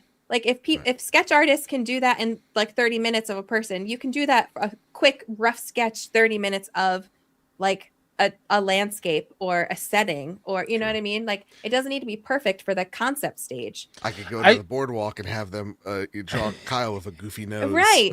And so how much time is that really saving you? Yeah. I don't know the answer to that. I genuinely don't know. At the end of the day, all I want is for studios to trust the artists that they have employed to put their vision into place. That's it. At the end of the day, that is where my argument comes from. And now are more layoffs going to happen because, we don't actually need these 5 artists because they were the ones that worked and helped us visualize our concept. So yes, we have a team of 72, but maybe we don't need 72. Maybe we need 65. Right. And now you have more layoffs. And because like New Age says, it's all about the money at the end of the day. No matter how good your studio is, it's all about the money at the end of the day. I just want a goofy Sora gif of Booker T. I don't know, doing a handstand. Listen, there have been multiple times where like on TikTok or whatever, a classic vocalist singing the thong song, or someone doing like, AI helped me do different hairstyles so I could see different hair colors and cuts. I want to use that. I want to. That's really cool. But I also don't want to make Flint, Michigan have even less water than they already have. Or like so I struggle with that, and that's a me issue. That's a me issue. Everyone can stand differently on that. I don't know. I don't know what the answer is, but it sucks that we even have to have the conversation because you would think we've got one planet. What are we doing? Drill, baby, drill is what I say. No, I'm only kidding. No, I think use it ethically where you're comfortable at, and also you're right, challenge them and make it so that like they have to actually clarify how they're using it, because I don't want generative shit and you could tell it's so like apparent, like it's shit. But also again, on the consumer, be willing to have these conversations. Stop just jumping down his throat. 100%. Sit back and say, hey, I don't like this, can you explain it more? Hey, this is making me uncomfortable, can you tell me how you're using this? Yes. Instead of going right, because like for me, direct like quote. I'm kind of with you, like you're probably not so far, but like I'm like most of the time, 80% of this AI shit is just garbage, right? All the 80% of it is wasteful, dumb, idiot stuff, right? But I do think there is, like we talked about, we all know the references, like, medical stuff and all that stuff, where AI is actually beneficial. And so if it is something like, hey, we're able to run these test models, what would usually take us 3 months now takes 3 weeks, and we don't have to see in real time, or we could see in real time if this battle mechanic actually works, awesome. But if it's just to give a dumb, goofy, generative hat on, Mickey Mouse having sex with Miss Piggy, then I don't want that. That's it. So like, just on that note, like somebody used AI. I saw this earlier today to make a graphic of all the World Series champions in MLB history since 1986. And at first you're like, oh, okay, whatever, cool. And then when you really look at it, look how messed up this is. Okay. Right. Specifically 2013. Can you see the name of the team that won in 2013? Boston. The Boston Uke Yarders. With the Chicago Cubs logo. That's like, my kind of baseball. Yeah. That's me when I talk sports. Yeah. The San Nurk Yankees in 2010 with not even the correct, like. Come on, you're supposed to be a baseball fan. You don't know about that? Also, I'm going to need. Powerful game. Yeah, go for it. Like, no, that's okay. I was going to change it slightly. Go ahead. No, it's just like AI is not good. It's not accurate. You need that as your fill text. Yeah, sure. No, it's the most convenient dumb idiot that you could find. Like that is. Yeah. Again, how I use it at work is just like, here's something I already wrote, make it different. Thank you. And then I don't have to waste 15 minutes thinking about this. Like, we do need critical thought, right? We do need to actually think about things and really like test our might. Like, like mentally. So again, no, I don't want to beat a dead horse here, but Sven, fix the language, and I think you're gonna be fine. Mm-hmm. I think Divinity is gonna work out. And everybody online, literally chill out. You're overreacting. Just relax, breathe in, breathe out, breathe through your paper Belly bag press, if you like I have tell my to. 4-year-old. Yeah, and don't send your sycophants out there to harass the Yeah, developers. please don't because do that. Sven screwed up a quote. All right, Yeah. Kyle Stevenson, let's talk about fixing mistakes, Oh, guys. boy. You got a whole lot of questions for me with this one. Go. Paul go. Tassi over at Forbes writes, Bungie reveals Marathon release info price, and it looks way better. Well, it's a big day for Marathon. After an extremely troubled reveal / alpha / plagiarism scandal, Bungie is back and talking about the game again. There's a new lengthy vid doc detailing the state of the game and the changes and addition it has made since we last saw it publicly, and that have been tested among a large number of closed NDA'd alphas. And finally, we have a new Marathon release date. March 2026. That will hit Sony's stated goal of making it by the end of the fiscal year, which ends at the end of March. Previously, it was announced in June that Marathon would be delayed from its September 23rd, 2025 date, though no new date was given. 6 months later, we finally have one. What was discussed by Bungie today, other than the release window? In general, you can see very improved visuals, especially outdoors. The character models are improved as well. You are all the shells. The shells are not their own individual characters. They just have a quote-unquote personality matrix. They're not moving away from heroes. Too late for that anyway. There's a solo playlist, which also has proximity chat. Players wanted more challenge. The world didn't feel dangerous enough, so it's leaning more into the hardcore side of things rather than casual. They made the environments more gritty and grounded among the glossiness. Dead bodies stay on the map. Runners have their own decay, so you can tell how long someone's been dead. They beefed up the UESC troops to be more difficult, wanted them to feel almost quote-unquote possessed. There are now more challenging PvE activities on the map. There are 400 weapon mods in addition to all the things for your runner core itself. Gold mods essentially transform guns into quote-unquote exotics. Rook is a solo that drops into an in-progress match to scavenge only. You're not risking anything. Build for getting your gear back up. Factions focus on different aspects of the game. Players' kills, explosives, hacking. Upgrade tree has been changed since last seen alpha. Lots of lore hidden around the map that goes into the codex that will lead to cosmetic unlocks. The last map, the hardest location in the game, structured like a heist, need great gear and lots of skill to do well. All environmental threats. High tier UESC units. The 7th vault is where you're going to get the quote-unquote coolest thing and a new story development. The 4 are teased. We'll see what the vibes are after this new showcase, but what I'm seeing is largely positive. It is a far cry from the last apology live stream that also contained an awkward discussion of what was being worked on in the game. A true vid doc is certainly welcome, and from here, the Marathon ad campaign should be restarted on its way to release 3 months from now. All right, gang. Sorry, I was muted. They've been busy. They've been very busy indeed. Now you guys are multiplayer people. I'm not going to talk to you guys. Oh, how are your thoughts on this? You're like, oh, Hey, I would try it if somebody would actually play with me. Well, download Arc Raiders right now. We're going to go. It's Christmas. It's Christmas. Hey, everybody's finding candleberries, whatever the fuck that means. We're killing each other indoors. So ask any question. Ask any question you want. Anybody at all. Go. Did you play it before the changes? I wish. Okay. Yes. Genuinely, are you happy? Dude. Because I don't want to speak for you, but I assume Joe is the one most excited out of us 3 for this one. Yeah. Laura, when are we dropping? She's like, Stella Montes Night Raid. Yeah, when, bro? Come on, let's do this. No, I watched the 22-minute vid doc as soon as it dropped. You guys know I've been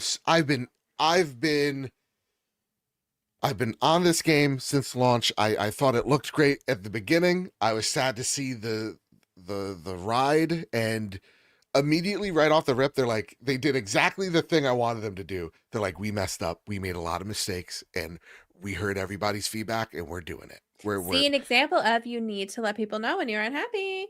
100%. So right off the rip, they're like, we changed the artwork, and you could see like it's a night and day difference. Environments look so much more dark. Visually looks beautiful. Character designs look a little shinier.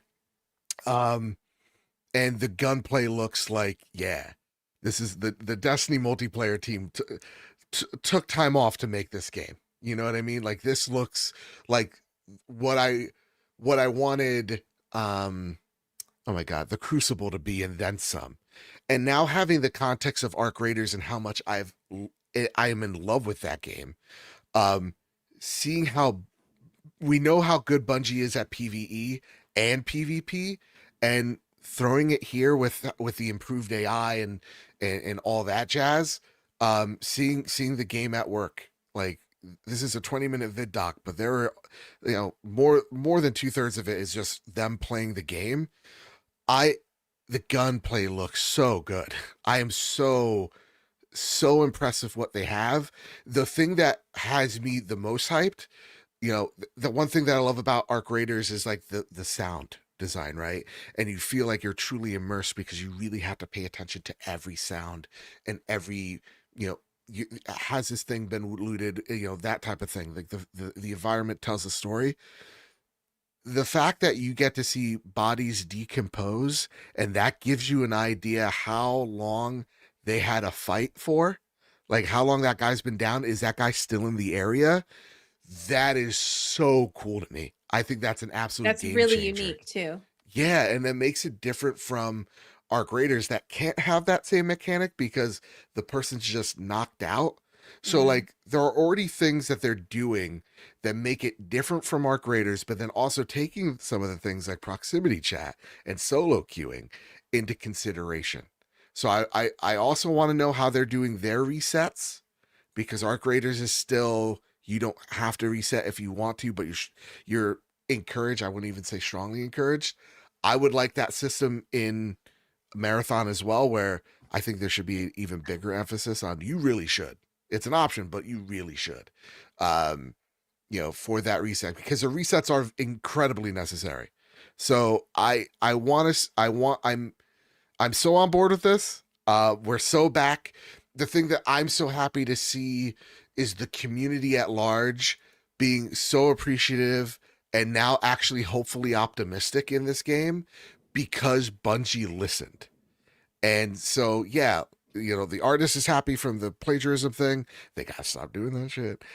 You know, it seems like the whole team hunkered down to fix what they quote unquote can. And I think they did a bang up job here. This looks, this guys, when we talk about like our top 5 games we're most excited for, Marathon's going to be on there for me. Now having the context of Arc Raiders, this seems like it's doing something genuinely different, unique, and with the Bungie gun feel that makes their game so damn fun to play.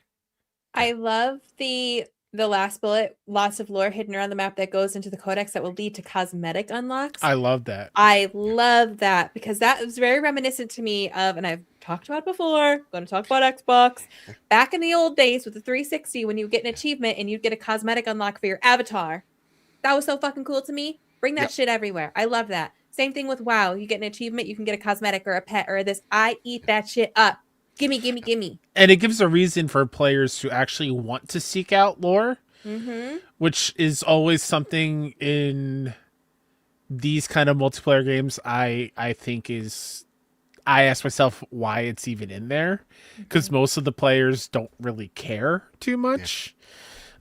People can yell at me in the comments, I don't care, but like it actually gives a reason to seek out and learn about the game and the factions and actually having a reward seeking it out too. And I wish other games did that too. I wish Horizon did that. Yeah, like getting all those I forgot what they're called, hollow points in Horizon, like get like a new skin for Aloy because you actually seeked out and learned all these cool little stories that are happening in the world that a lot of people just like don't care about. Yeah. I'm dude, this has me. I'm so Are we worried about March? March is already packed. I think this is why Soros is not in March. That's a good point. No, I'm not worried. I think James Bond is such a different game that Sure. they're not really competition to each other. Yeah. Can we bring up a list of? Yeah. Please don't. I'm too scared.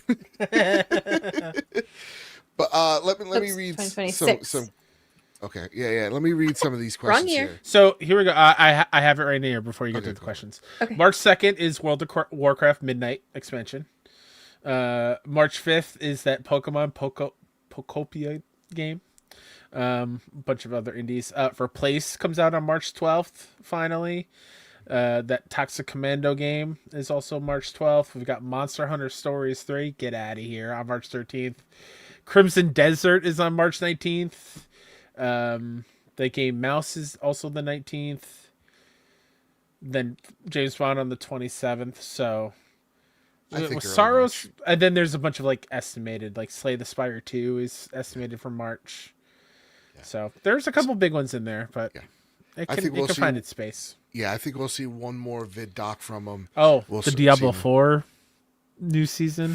Man, that's gonna be. What is it? No, but is it the DLC? And I thought that's April too. Oh, is it? Yeah. Okay. But yeah, no, I'm super hyped for this. I don't think they have anything to worry about. This game looks so good, guys. It looks so good. And from what birdies have been chirping in my ear, chirp, chirp, chirp, chirp, chirp, chirp, chirp, chirp, chirp. Yeah, no, this is gonna hit. This is gonna hit. Now, is it gonna be Embark level success?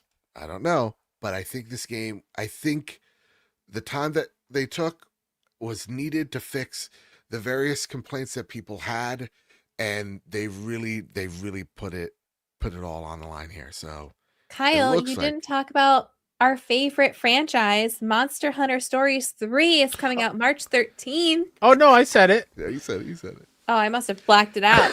Yeah, you have the literal like. I don't want to hear it. Yeah, it's a word like we flag on YouTube that we don't want to see in chat or allow. Like you actually put that in your brain. I literally did. I literally did not hear that. I heard all the other ones. Didn't hear that.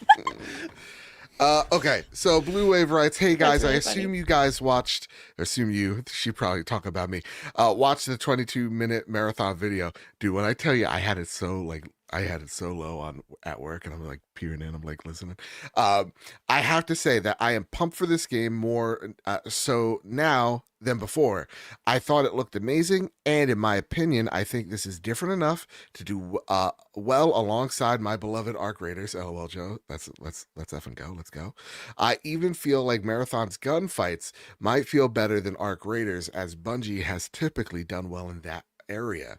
Getting stunned in Arc Raiders and being slowed to draw my gun really makes me mad. I've lost several fights because I'm panic smashing buttons and trying to get my weapon out faster. Laura, that literally happened before we got on. It's a reason why I died, or else I would have killed those two guys. I ran up, and because I didn't have enough stamina or something, it's just happened to me twice. I couldn't draw my gun fast, and I just like stopped there. I was like, what the and then they lit me up, and I killed one of them, but whatever. So I would love your take on the new marathon update. Oh, there you go. He said it. Also, specifically, Joe, if you think you can stand equally alongside Arc Raiders. Yeah, I definitely think so. I think this will be like the PUBG to Fortnite. I think Arc Raiders is going to be the Fortnite, and I think this will be like the Warzone or whatever to it. I think it'll do well. I do. Spider C11 also writes in, Bungie shooter mechanics have never been an issue in my opinion, but it doesn't look like a day one for me. I hate to bring up old stuff, but with everything going on with Destiny 2 and Marathon, do you think it was wise of PlayStation to listen to them when it came to The Last of Us multiplayer critique? Can I tell you something? Every time I play Arc Raiders, I'm like, this could have been The Last of Us. This could have been The Last of Us multiplayer. And they killed it. It hurts. All right. It's so hard to know because it's so easy Yeah. to be like, these games are killing it. But look at all the games that didn't. Yeah. You Yeah. know? And there's a lot of them. A ton of So them. it's really hard to know. Can I bring the other PlayStation elephant in the room? Please. Will you allow me to do so? Oh, no. You are allowed to bring it to the floor. Thank you. Motion has passed. Go on. What the hell is Fair Games gonna do? Oh. Like, You know how often I think of fair games? never. I thought you were dead ass gonna say Concord. No. Same, No. But like, Fair Games is another one, a multiplayer only. Like, I would be surprised if that game comes out. I'm gonna be that's real with what you I guys. mean. What are we Yeah. doing? We've wasted so much time and energy and money. You know what? We gotta go fast. I'm not gonna lie, I had to look up pictures of that because I couldn't even remember what it was, and I was picturing this as what was it? Concord. No. Yeah. What did I think this was? I don't know. I felt like this was something else. We've I was only like, oh, wait, no, gotten this is a different game. the one trailer. Guess what other game we only got one trailer for? Mhm. Concord. Hey, Yeah. hey, I have that controller right up there. Okay. I know, it's probably pretty Did you get pricey that now. hoodie that was on the PlayStation Store on sale for like $5? No, it's only small. That's no goal sweater of mine. I Do you think you can rock it? no. No? My All right, shoulders fair enough. my shoulders haven't fit in a small since elementary school. Yeah, I genuinely think the small size is for kids. I have Yeah. a traumatic experience where in middle school there was a Hollister zip up with fur in the hood and on like the front part, but not in the sleeves. And it said Hollister across it. And every girl in my school had it, and I wanted it so badly. And I had to get like the biggest size Hollister had, which was not very big back then because they were not size inclusive. Mhm. And it still barely fit me because I have very wide shoulders. I am a tall woman. I have very wide shoulders. And my mom was like, I can't buy this for you. Your shoulders don't fit. And I was like, Mom, I will be damned if I'm the only kid who doesn't have this sweatshirt. Give me this sweatshirt. I didn't say it like that because we didn't have a lot, so I didn't ask for much. But anyways, I got the sweatshirt, but I had to constantly be pulling the sleeves down because my shoulders were too small. So anyways, no, I would not fit in a small Joe. Fair enough. Fair enough. Hey, listen, you bought me enough time to reply to Laura. We're gonna be Perfect, that was the Salamantas. Yeah, we're rating Salamantas. We're taking what's ours. Also, All just right. really quickly, I didn't put it in the flash news, but I want to shout it out.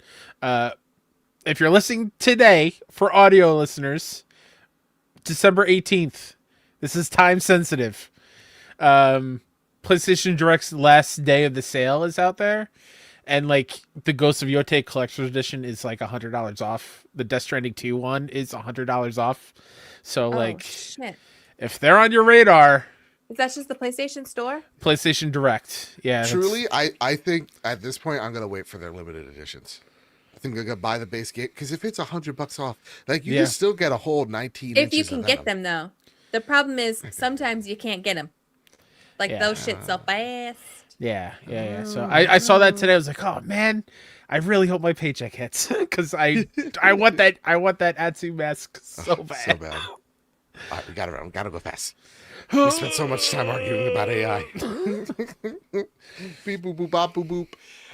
Sucker Punch Productions co-founder Brian Fleming passes the reins to the next chapter of creative leadership. This comes from the blog. After nearly 3 decades bringing to life iconic franchises like Sly Cooper, Infamous, Ghost of Tsushima, Ghost of Yotei, Brian Fleming has announced his passing Sucker Punch studio leadership. Jesus, phrasing, guys. You don't put passing in there. Love of God, what were you thinking about, blog? Leadership onto the next generation. Over the past year, Brian has worked closely with PlayStation Studios to ensure that Sucker Punch was in the best hands moving forward with a strong foundation for the studio's continued success. Starting January 1st, longtime creative and technical leaders Jason Connell and Adrian Bentley will step into the new roles as studio heads, continuing to guide the team's focus with ambitious, character-driven experiences that define PlayStation Studios. Also, Nate Fox will continue as co-creative director to complete the overall creative leadership team. Brian's vision and leadership has shaped the studio's culture of creativity and collaboration and established a foundation that Jason, Adrian, and the entire team will build on as they look to the future. As long as Nate's there, I'm all right. All right. But thank you, Brian, for your service. Thank you, Brian. Yeah. Congrats to you, brother. Enjoy retirement. Hey, gang, guess what? What? Kyle, have you seen this? Have you heard about this? Oh, I saw it. Silk Song, guys, believe me, you gotta believe me.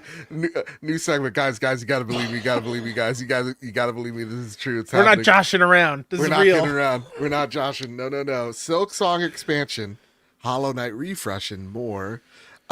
Pretty much the long and short of it, Silk Song is getting an aquatic DLC in 2026. They're not giving a hard date. They're just saying, here's a free expansion for you guys next year.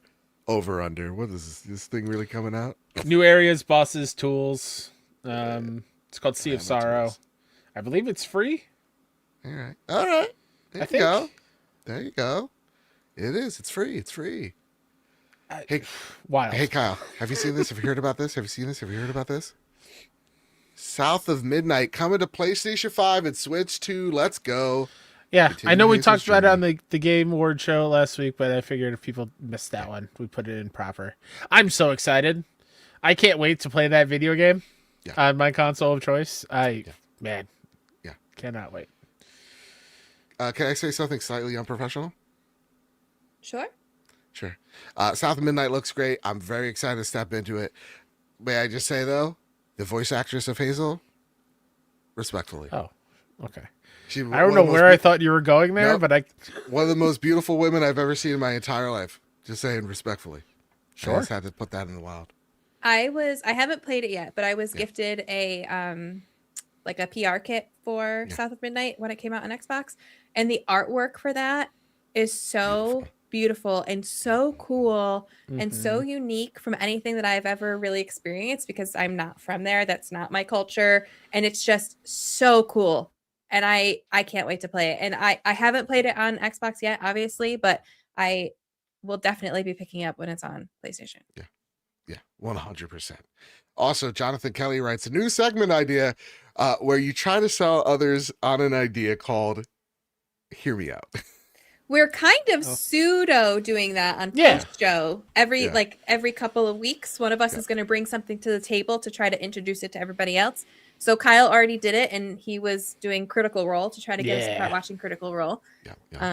So along those lines. What do you mean it almost worked? I was going to search it up, but I got busy at work and then I forgot about it until this moment. The Mighty Nine season on Amazon's pretty good. I hear. Hey, gang, here's a little segment called Oh, What You Been Playing? Kyle, Steven, what you been playing? Nothing. Damn. You're readying that award show, are you? Yeah. All right, fair enough. Light, what have you been playing, girl? I'm still playing Ghost of Yotei. I'm still playing Animal Crossing, and I was getting the itch. You know, you have your comfort games, right? Normally it's Skyrim, but I platinumed that last year. Put a lot of hours into that. I refuse to let myself go back to that already. So I went to my other comfort game that I have beaten, probably played all the way through and beaten more time than any other game, which is Assassin's Creed Origins. I don't have the platinum for that on my new console. So I booted that up and started playing through that. And I'm skipping all the cutscenes and stuff. Like I don't need to watch all that again for the 10th time. But I just freaking love that world. I love that world. I love that combat. I love the environments. I love everything about that. The only problem is they're very similar, Yotei and Origins, in terms of combat style, but the controls are polar opposites. And let me tell you, when I tried to record Ghost of Yotei today, that shit was bad. That was ugly. I was hitting all sorts of wrong buttons. Somehow didn't die once. I don't know how I managed that, but my health was so low at one point I couldn't even see it. God dang. And I was like, God damn, this is messing me up. I need to stop playing. I won't, but we need to bring Abu back onto the show so you can fangirl. Please. All right. Oh my god, I have his statue. I have a statue. It's not in here because it didn't fit on there. But I have Bayek statue, a big one. Yeah. Gifted from TZ. I don't want to move too fast, but that might be one of my favorite light things on this show yet. Like I probably should stop, but I won't. just very quick, but like, oh my god, that's amazing. I love that so much. I love that energy. Oh, goodness gracious. What have you been playing, sir? All right, let's guess how many hours Okay, where were we last week? 60? I thought it was around 60. Because I thought he was originally 40 and I had guessed 80 because I thought he doubled it, but it slowed down a little bit. So I want to say 60? Okay, 6, 7? 6, 7. No. I do 8, 9. I go 8, 9. Why are we the same? I don't know, I don't know, but I love it. 177 hours. No, you're not. Oh, last week it was much higher then. There's no way. No, he was no higher than 80 last week. You've over doubled. You played 90 hours since Maybe Game 80 was Awards? 2 weeks ago. No, 2 weeks ago was 80. I think I put another 30 hours in it. You're averaging 40 hours a week? Got it. The Damn, grind dude, don't stop, that's a dude. full-time job. It don't stop. What are you talking about? I literally I play the game. I go to work. I put a video of the game on there to watch and strategize. I do my job, don't get me wrong. I come home. I ask the boys, are we banging tonight? Am I going to bang with my boys? Then we say, yes, we are. We pick 7:30, and then from 7:30 to 10, we play, and we bang with the boys, and we play Arc Raiders. Listen, to quote Skyrim, I used to be an adventurer like you till I took an arrow to the knee. Yeah. I used to be a gamer like you till I pushed a child out the badge. Like there's I miss those days, man. I miss the weekends where it was sun up to sundown, sitting on my couch like a potato doing nothing but gaming. Oh man. And can you believe it? I can't that. wait. I have a week and a half off next week. I'm so jealous. Dude. Our parents asked, "What do you want for Christmas?" We're like, "Can you take the kid for 2 days?" 2 days. I just want 2 days of gaming. That's it. Yeah. So luckily, listen, the carpool gaming crew, they're gonna pull me away from Arc Raiders on Saturday. Fiona bought me a copy of Peak. It's a game I've been dying to play. Oh, nice. So yeah, I'll be playing Peak with the guys and gals over there. And you just tell me when you want to play Night Rain. All right. I'm ready. Oh, let's go. But Let's you're do very this. busy with your Arc Raiders, so I don't know when you'll have time for. I do have to me. make the expedition. I got 4 days to make $2 million space dollars. Well, really, more like At a all. yeah, $2 million. I don't space understand dollars. any of that. It's all right. Okay, can you explain what's with the chicken? Yeah. Oh, There's a chicken, right? Scrappy. Yeah, Scrappy. He helps find scraps every round. The more you level up Scrappy, the more scraps he gets you. Those scraps you get to make materials and stuff with. That response was like, "Oh, you can see him too." He does. Can I tell you one adventure? One adventure I had in Arc Raiders, okay? Does it involve Scrappy? No, it involved me taking down the Disappointed matriarch. The matriarch is like the hardest boss in Arc Raiders. The one that didn't pop the trophy. Exactly. Well, that's Okay. the queen, Whoa. but this So we- game's all about destroying women, and that's why you're on. No somebody else's- wonder you are the Huh. patriarchy, Joe. Huh. That's right. Grubs, you have my AI sword and my loving shield. patriarchy consumer. Let's go. I gotta make a sexy picture of an Arc Raider using Sora AI. Only if it involves a chicken. Okay. Oh, let me tell you, them breasts are gonna be enlarged. Shouldn't it have a schwang? No, it's a chicken. It was a she's a rooster. hen. It's a rooster. Oh, right, different. I was yeah. calling it a chicken to be funny, but isn't it a rooster? What is it? Yeah, no, it's a What is rooster. Scrappy? What is Yeah, Scrappy? no, it's definitely a rooster. Anyway, I took out a matriarch. John the Kelly chat. While talking about Arc Raiders, Joe was scratching like a junkie. 100%. I'm flipping this. Oh, it's a coin. mechanical rooster. Yep. Oh my Oh, god, I love him. Is he a mechanical rooster? I love I him. thought he was a Look at real his color, rooster. it's so vibrant. He's adorable. You We love know Scrappy. he's packing some scraps. Holy shit! What the hell? Scraps. What the- Did we just get a "Hear Me Out" from Light? No. No. Okay. No. Okay. We're not gonna He's do that. packing those scraps, Joe said. All right. Matthew But yeah, McConaughey no. over there. I took down a matriarch. This team tried to jump us as we were doing it. We shot all over them. We talked a lot of trash, killed them. Then this other team, they were kind of like aiming at us. We didn't know what their deal was, but they started fighting the matriarch. The whole server then got involved, started fighting the matriarch. Then it was this very awkward. Once we killed it, everybody approaches it, and we're like, everybody gets a little something. Everybody leaves with something. We're all friendly here. We're not gonna do any debauchery. And I'm looting and I'm getting some cores, and those cores are very expensive. Great to put in my bank. And then I just hop on this one section of the matriarch and I start looting it. There's a rare item you used to only be able to get if you looted the matriarch's core. And I didn't know I did it, but I got the rarest gun in the game. And then 24 hours later, they're like, hey, it's too rare. We're going to put it on a map. Damn you, Arc Raiders. Damn you, Embark. That was my special moment. So there you go. It's been real fun. Love it.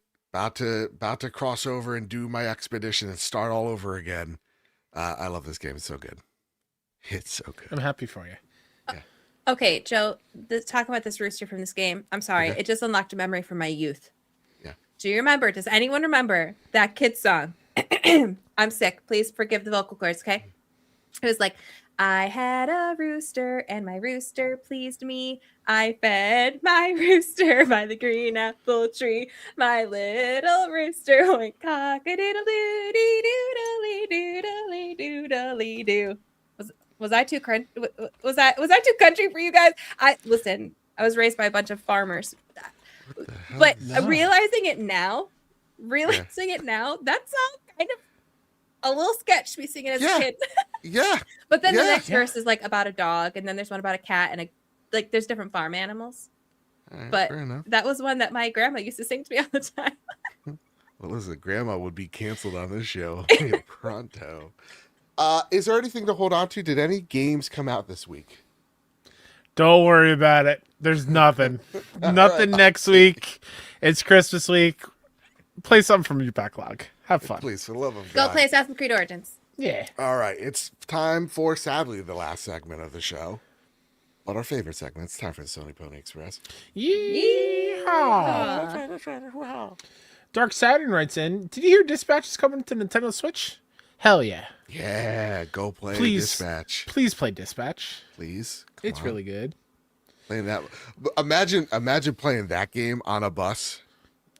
Episode 2, and the guy's playing it without headphones. Trying to convince my father-in-law to play it because he's a dispatcher for AAA. Oh. Really? Oh, dude, that'd be great. Well, That'd be he's like the fantastic. manager of the dispatchers Yeah. for AAA, so he's more like a blonde blazer role, but still. I love But that. just imagine, like, a parent for Christmas or whenever this game comes out for their kid, like, oh, I'm gonna buy them Dispatch. I've heard many people love it, and it's like for an 8-year-old. The 8-year-old plays it like, oh no. boy, Mommy, what's that? Mommy, what's she doing? because Exactly. you damn well know that's gonna happen. Why is she under the sheet?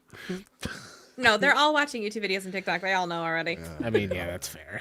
That's They fair. ride the school bus. Yeah, society's crumbling around us. But M9 Prime, we already asked this question. Sorry. Sure. Fuji's question, Kazi. Yeah, Fuji writes in, thank you for an awesome year of the Trophy Room team. You have kept me informed and entertained, and I always look forward to listening to the show every week. Have a wonderful holiday break, and I look forward to what's to come in the new year. Thank you, Fulia. Thank you. Appreciate you. So much. And May I then- read this one? You sure can, because I have thoughts. Daddy D. Wally writes in, Mr. Badbit really is a man of the people, capitalize. He has shown great honor, capitalized, and transparency, capitalized, by releasing his trophy list. I can now fully endorse, capitalize, him to be the leader, capitalize, of the trophy room for an, capitalize, indefinite, and put that in the emphasis, the indefinite part, amount of years. God bless Mr. Badbit, Daddy Diwali. Thank you. We can put this all to bed. I released a list. Daddy It's Diwali, who are immaculate. you? Who are you Yeah, to make those calls? exactly. Who made He's a good you guy. czar trophy room? A He's a million good percent. That's what it took Joe literal months to release the trophy list. All right, He it's all did it right. when everyone was sleeping, and we He said it was going to be free, and then he was going to paywall it, and Yeah. we fought Yeah. for it to be free content. I did it myself. like. How would you like to join me and we run as leaders in a political race here on the I trophy like that. room? I like that. Yeah, let's do that at the Platties. Daddy Diwali is a good man with a very hot wife, and I think that goes wild. Like that goes miles for me. Respectfully. Respect? No, disrespectfully. Okay. Let me tell you. Spider, Spider. sounds like AI to me. No. That's a complete legit. He said it. There you And go. Stefano says he doctored the list, so like, I didn't doctor nothing. I didn't doctor I nothing. don't know. Nisa did make a funny joke because she's like, "Did you even?" Because the third game that I've played was was not Dispatch, Wonder Stop. Stop, yeah. And I have no trophies, no nothing. Legitimately, I turned that game out. I'm like, I'm gonna play it for the Platties, but it was one of those like you're too tired. You watch the credits and you're like, I'm actually gonna go watch Netflix. Next year, do we do a contest? Okay. A competition, if you will. over who can get the most platinums. But there has to be rules and stipulations. Absolutely. It can't be like easy peasy games that Sure. are just, like Mr. Light had downloaded some truck moving game to get the platinum Yeah. for it. Yeah. Can't do I've things like been there. that. But Yes. maybe like we had to pull from a list of approved games or something. I don't know. Sure. Listen, Yeah. will I lose this? Yeah, I got no time. I have no time to platinum this, but it could be fun. No, I think that's a lot of fun. Yeah. You're on. That said, what if a game has like a glitch platinum? Do we report that? I think if it's the only one you're missing and you can have video evidence of you doing the task, Okay. then we would still count it. Sure. But there needs to be proof, undoctored, fully released for the tribunal, aka Discord, to Yep. analyze and make the distinction. Mm-hmm. All right. Nisa, I will finish Wonderstop. He'll finish it when he finishes watching Cyberpunk, okay? Yeah. Shit. Waterstop's never being finished by Joe. Nope. No. And the show's never being finished either. He's got one episode left. It ain't happening. No. It ain't happening. It ain't happening. Everybody, that has been the Trophy Room this week. Kyle Stevenson, I know you have something to highlight and spotlight. Go. Yeah. 6-1 Indie, the Indie Game Awards. If you're listening to this on Thursday, December 18th, it's tonight at 6:30 is when the pre-show starts. The main show starts at 6:50 p.m. Eastern. A lot of love, stress, passion went into this and getting everything together with our incredible friends that are helping us put it on. So give it a watch. Let's celebrate indie games. And even if your game does not take away an award, please celebrate your favorites of the year and make sure the people who made those games know that it's your favorite of the year, because that is needed more than ever. You can find me at Mr. K-Set pretty much everywhere. So that's it from me. Yeah. What about you, Miss Lightweight? How about you? All my usual shenaniganry. Gaming content can be found on YouTube at Lightweight Gaming. Currently just playing Ghost of Yotei while the holidays are around. Got to slow it down a little bit over the holidays. For your reaction content, you can find that on YouTube over at Lightweight Reacting. Currently working through the John Wick franchise and the Karate Kid franchise. And today, I think it was released Pulp Fiction. So got a lot of heavy hitters over there right now that you might want to check out. And then obviously socials at Lightweight Gaming, Lightweight Games. Yes. You can find me over at Mr. Babbitt and PS Trophy Room on Twitter and Blue Sky. And again, for next week, we will have a live show on Monday. That will be the last live show of the year. And that will be our PlayStation Wrapped episode, where we find out what was the single biggest piece of news for the entire year. And then next week's show after that, for the New Year's show, will be another episode as well. So you'll still have new content, just nothing live. Another episode, you say? That's right. Yeah. It'll be my birthday on New Year's. Yeah. Yes. And then we'll be back the second week of January. That's where the Platties begin. The second real award show after the Indie Game Awards. Thank you for acknowledging it. Appreciate Of course. you. You've been acknowledged, bro. Everyone go watch it, please. Please. Yes. Please. Be nice. Love each other, all that jazz. With all that said, with all that out of the way, everybody, we love y'all. Keep your wits about you and keep playing PlayStation. Bye-bye. Bye-bye. Bye.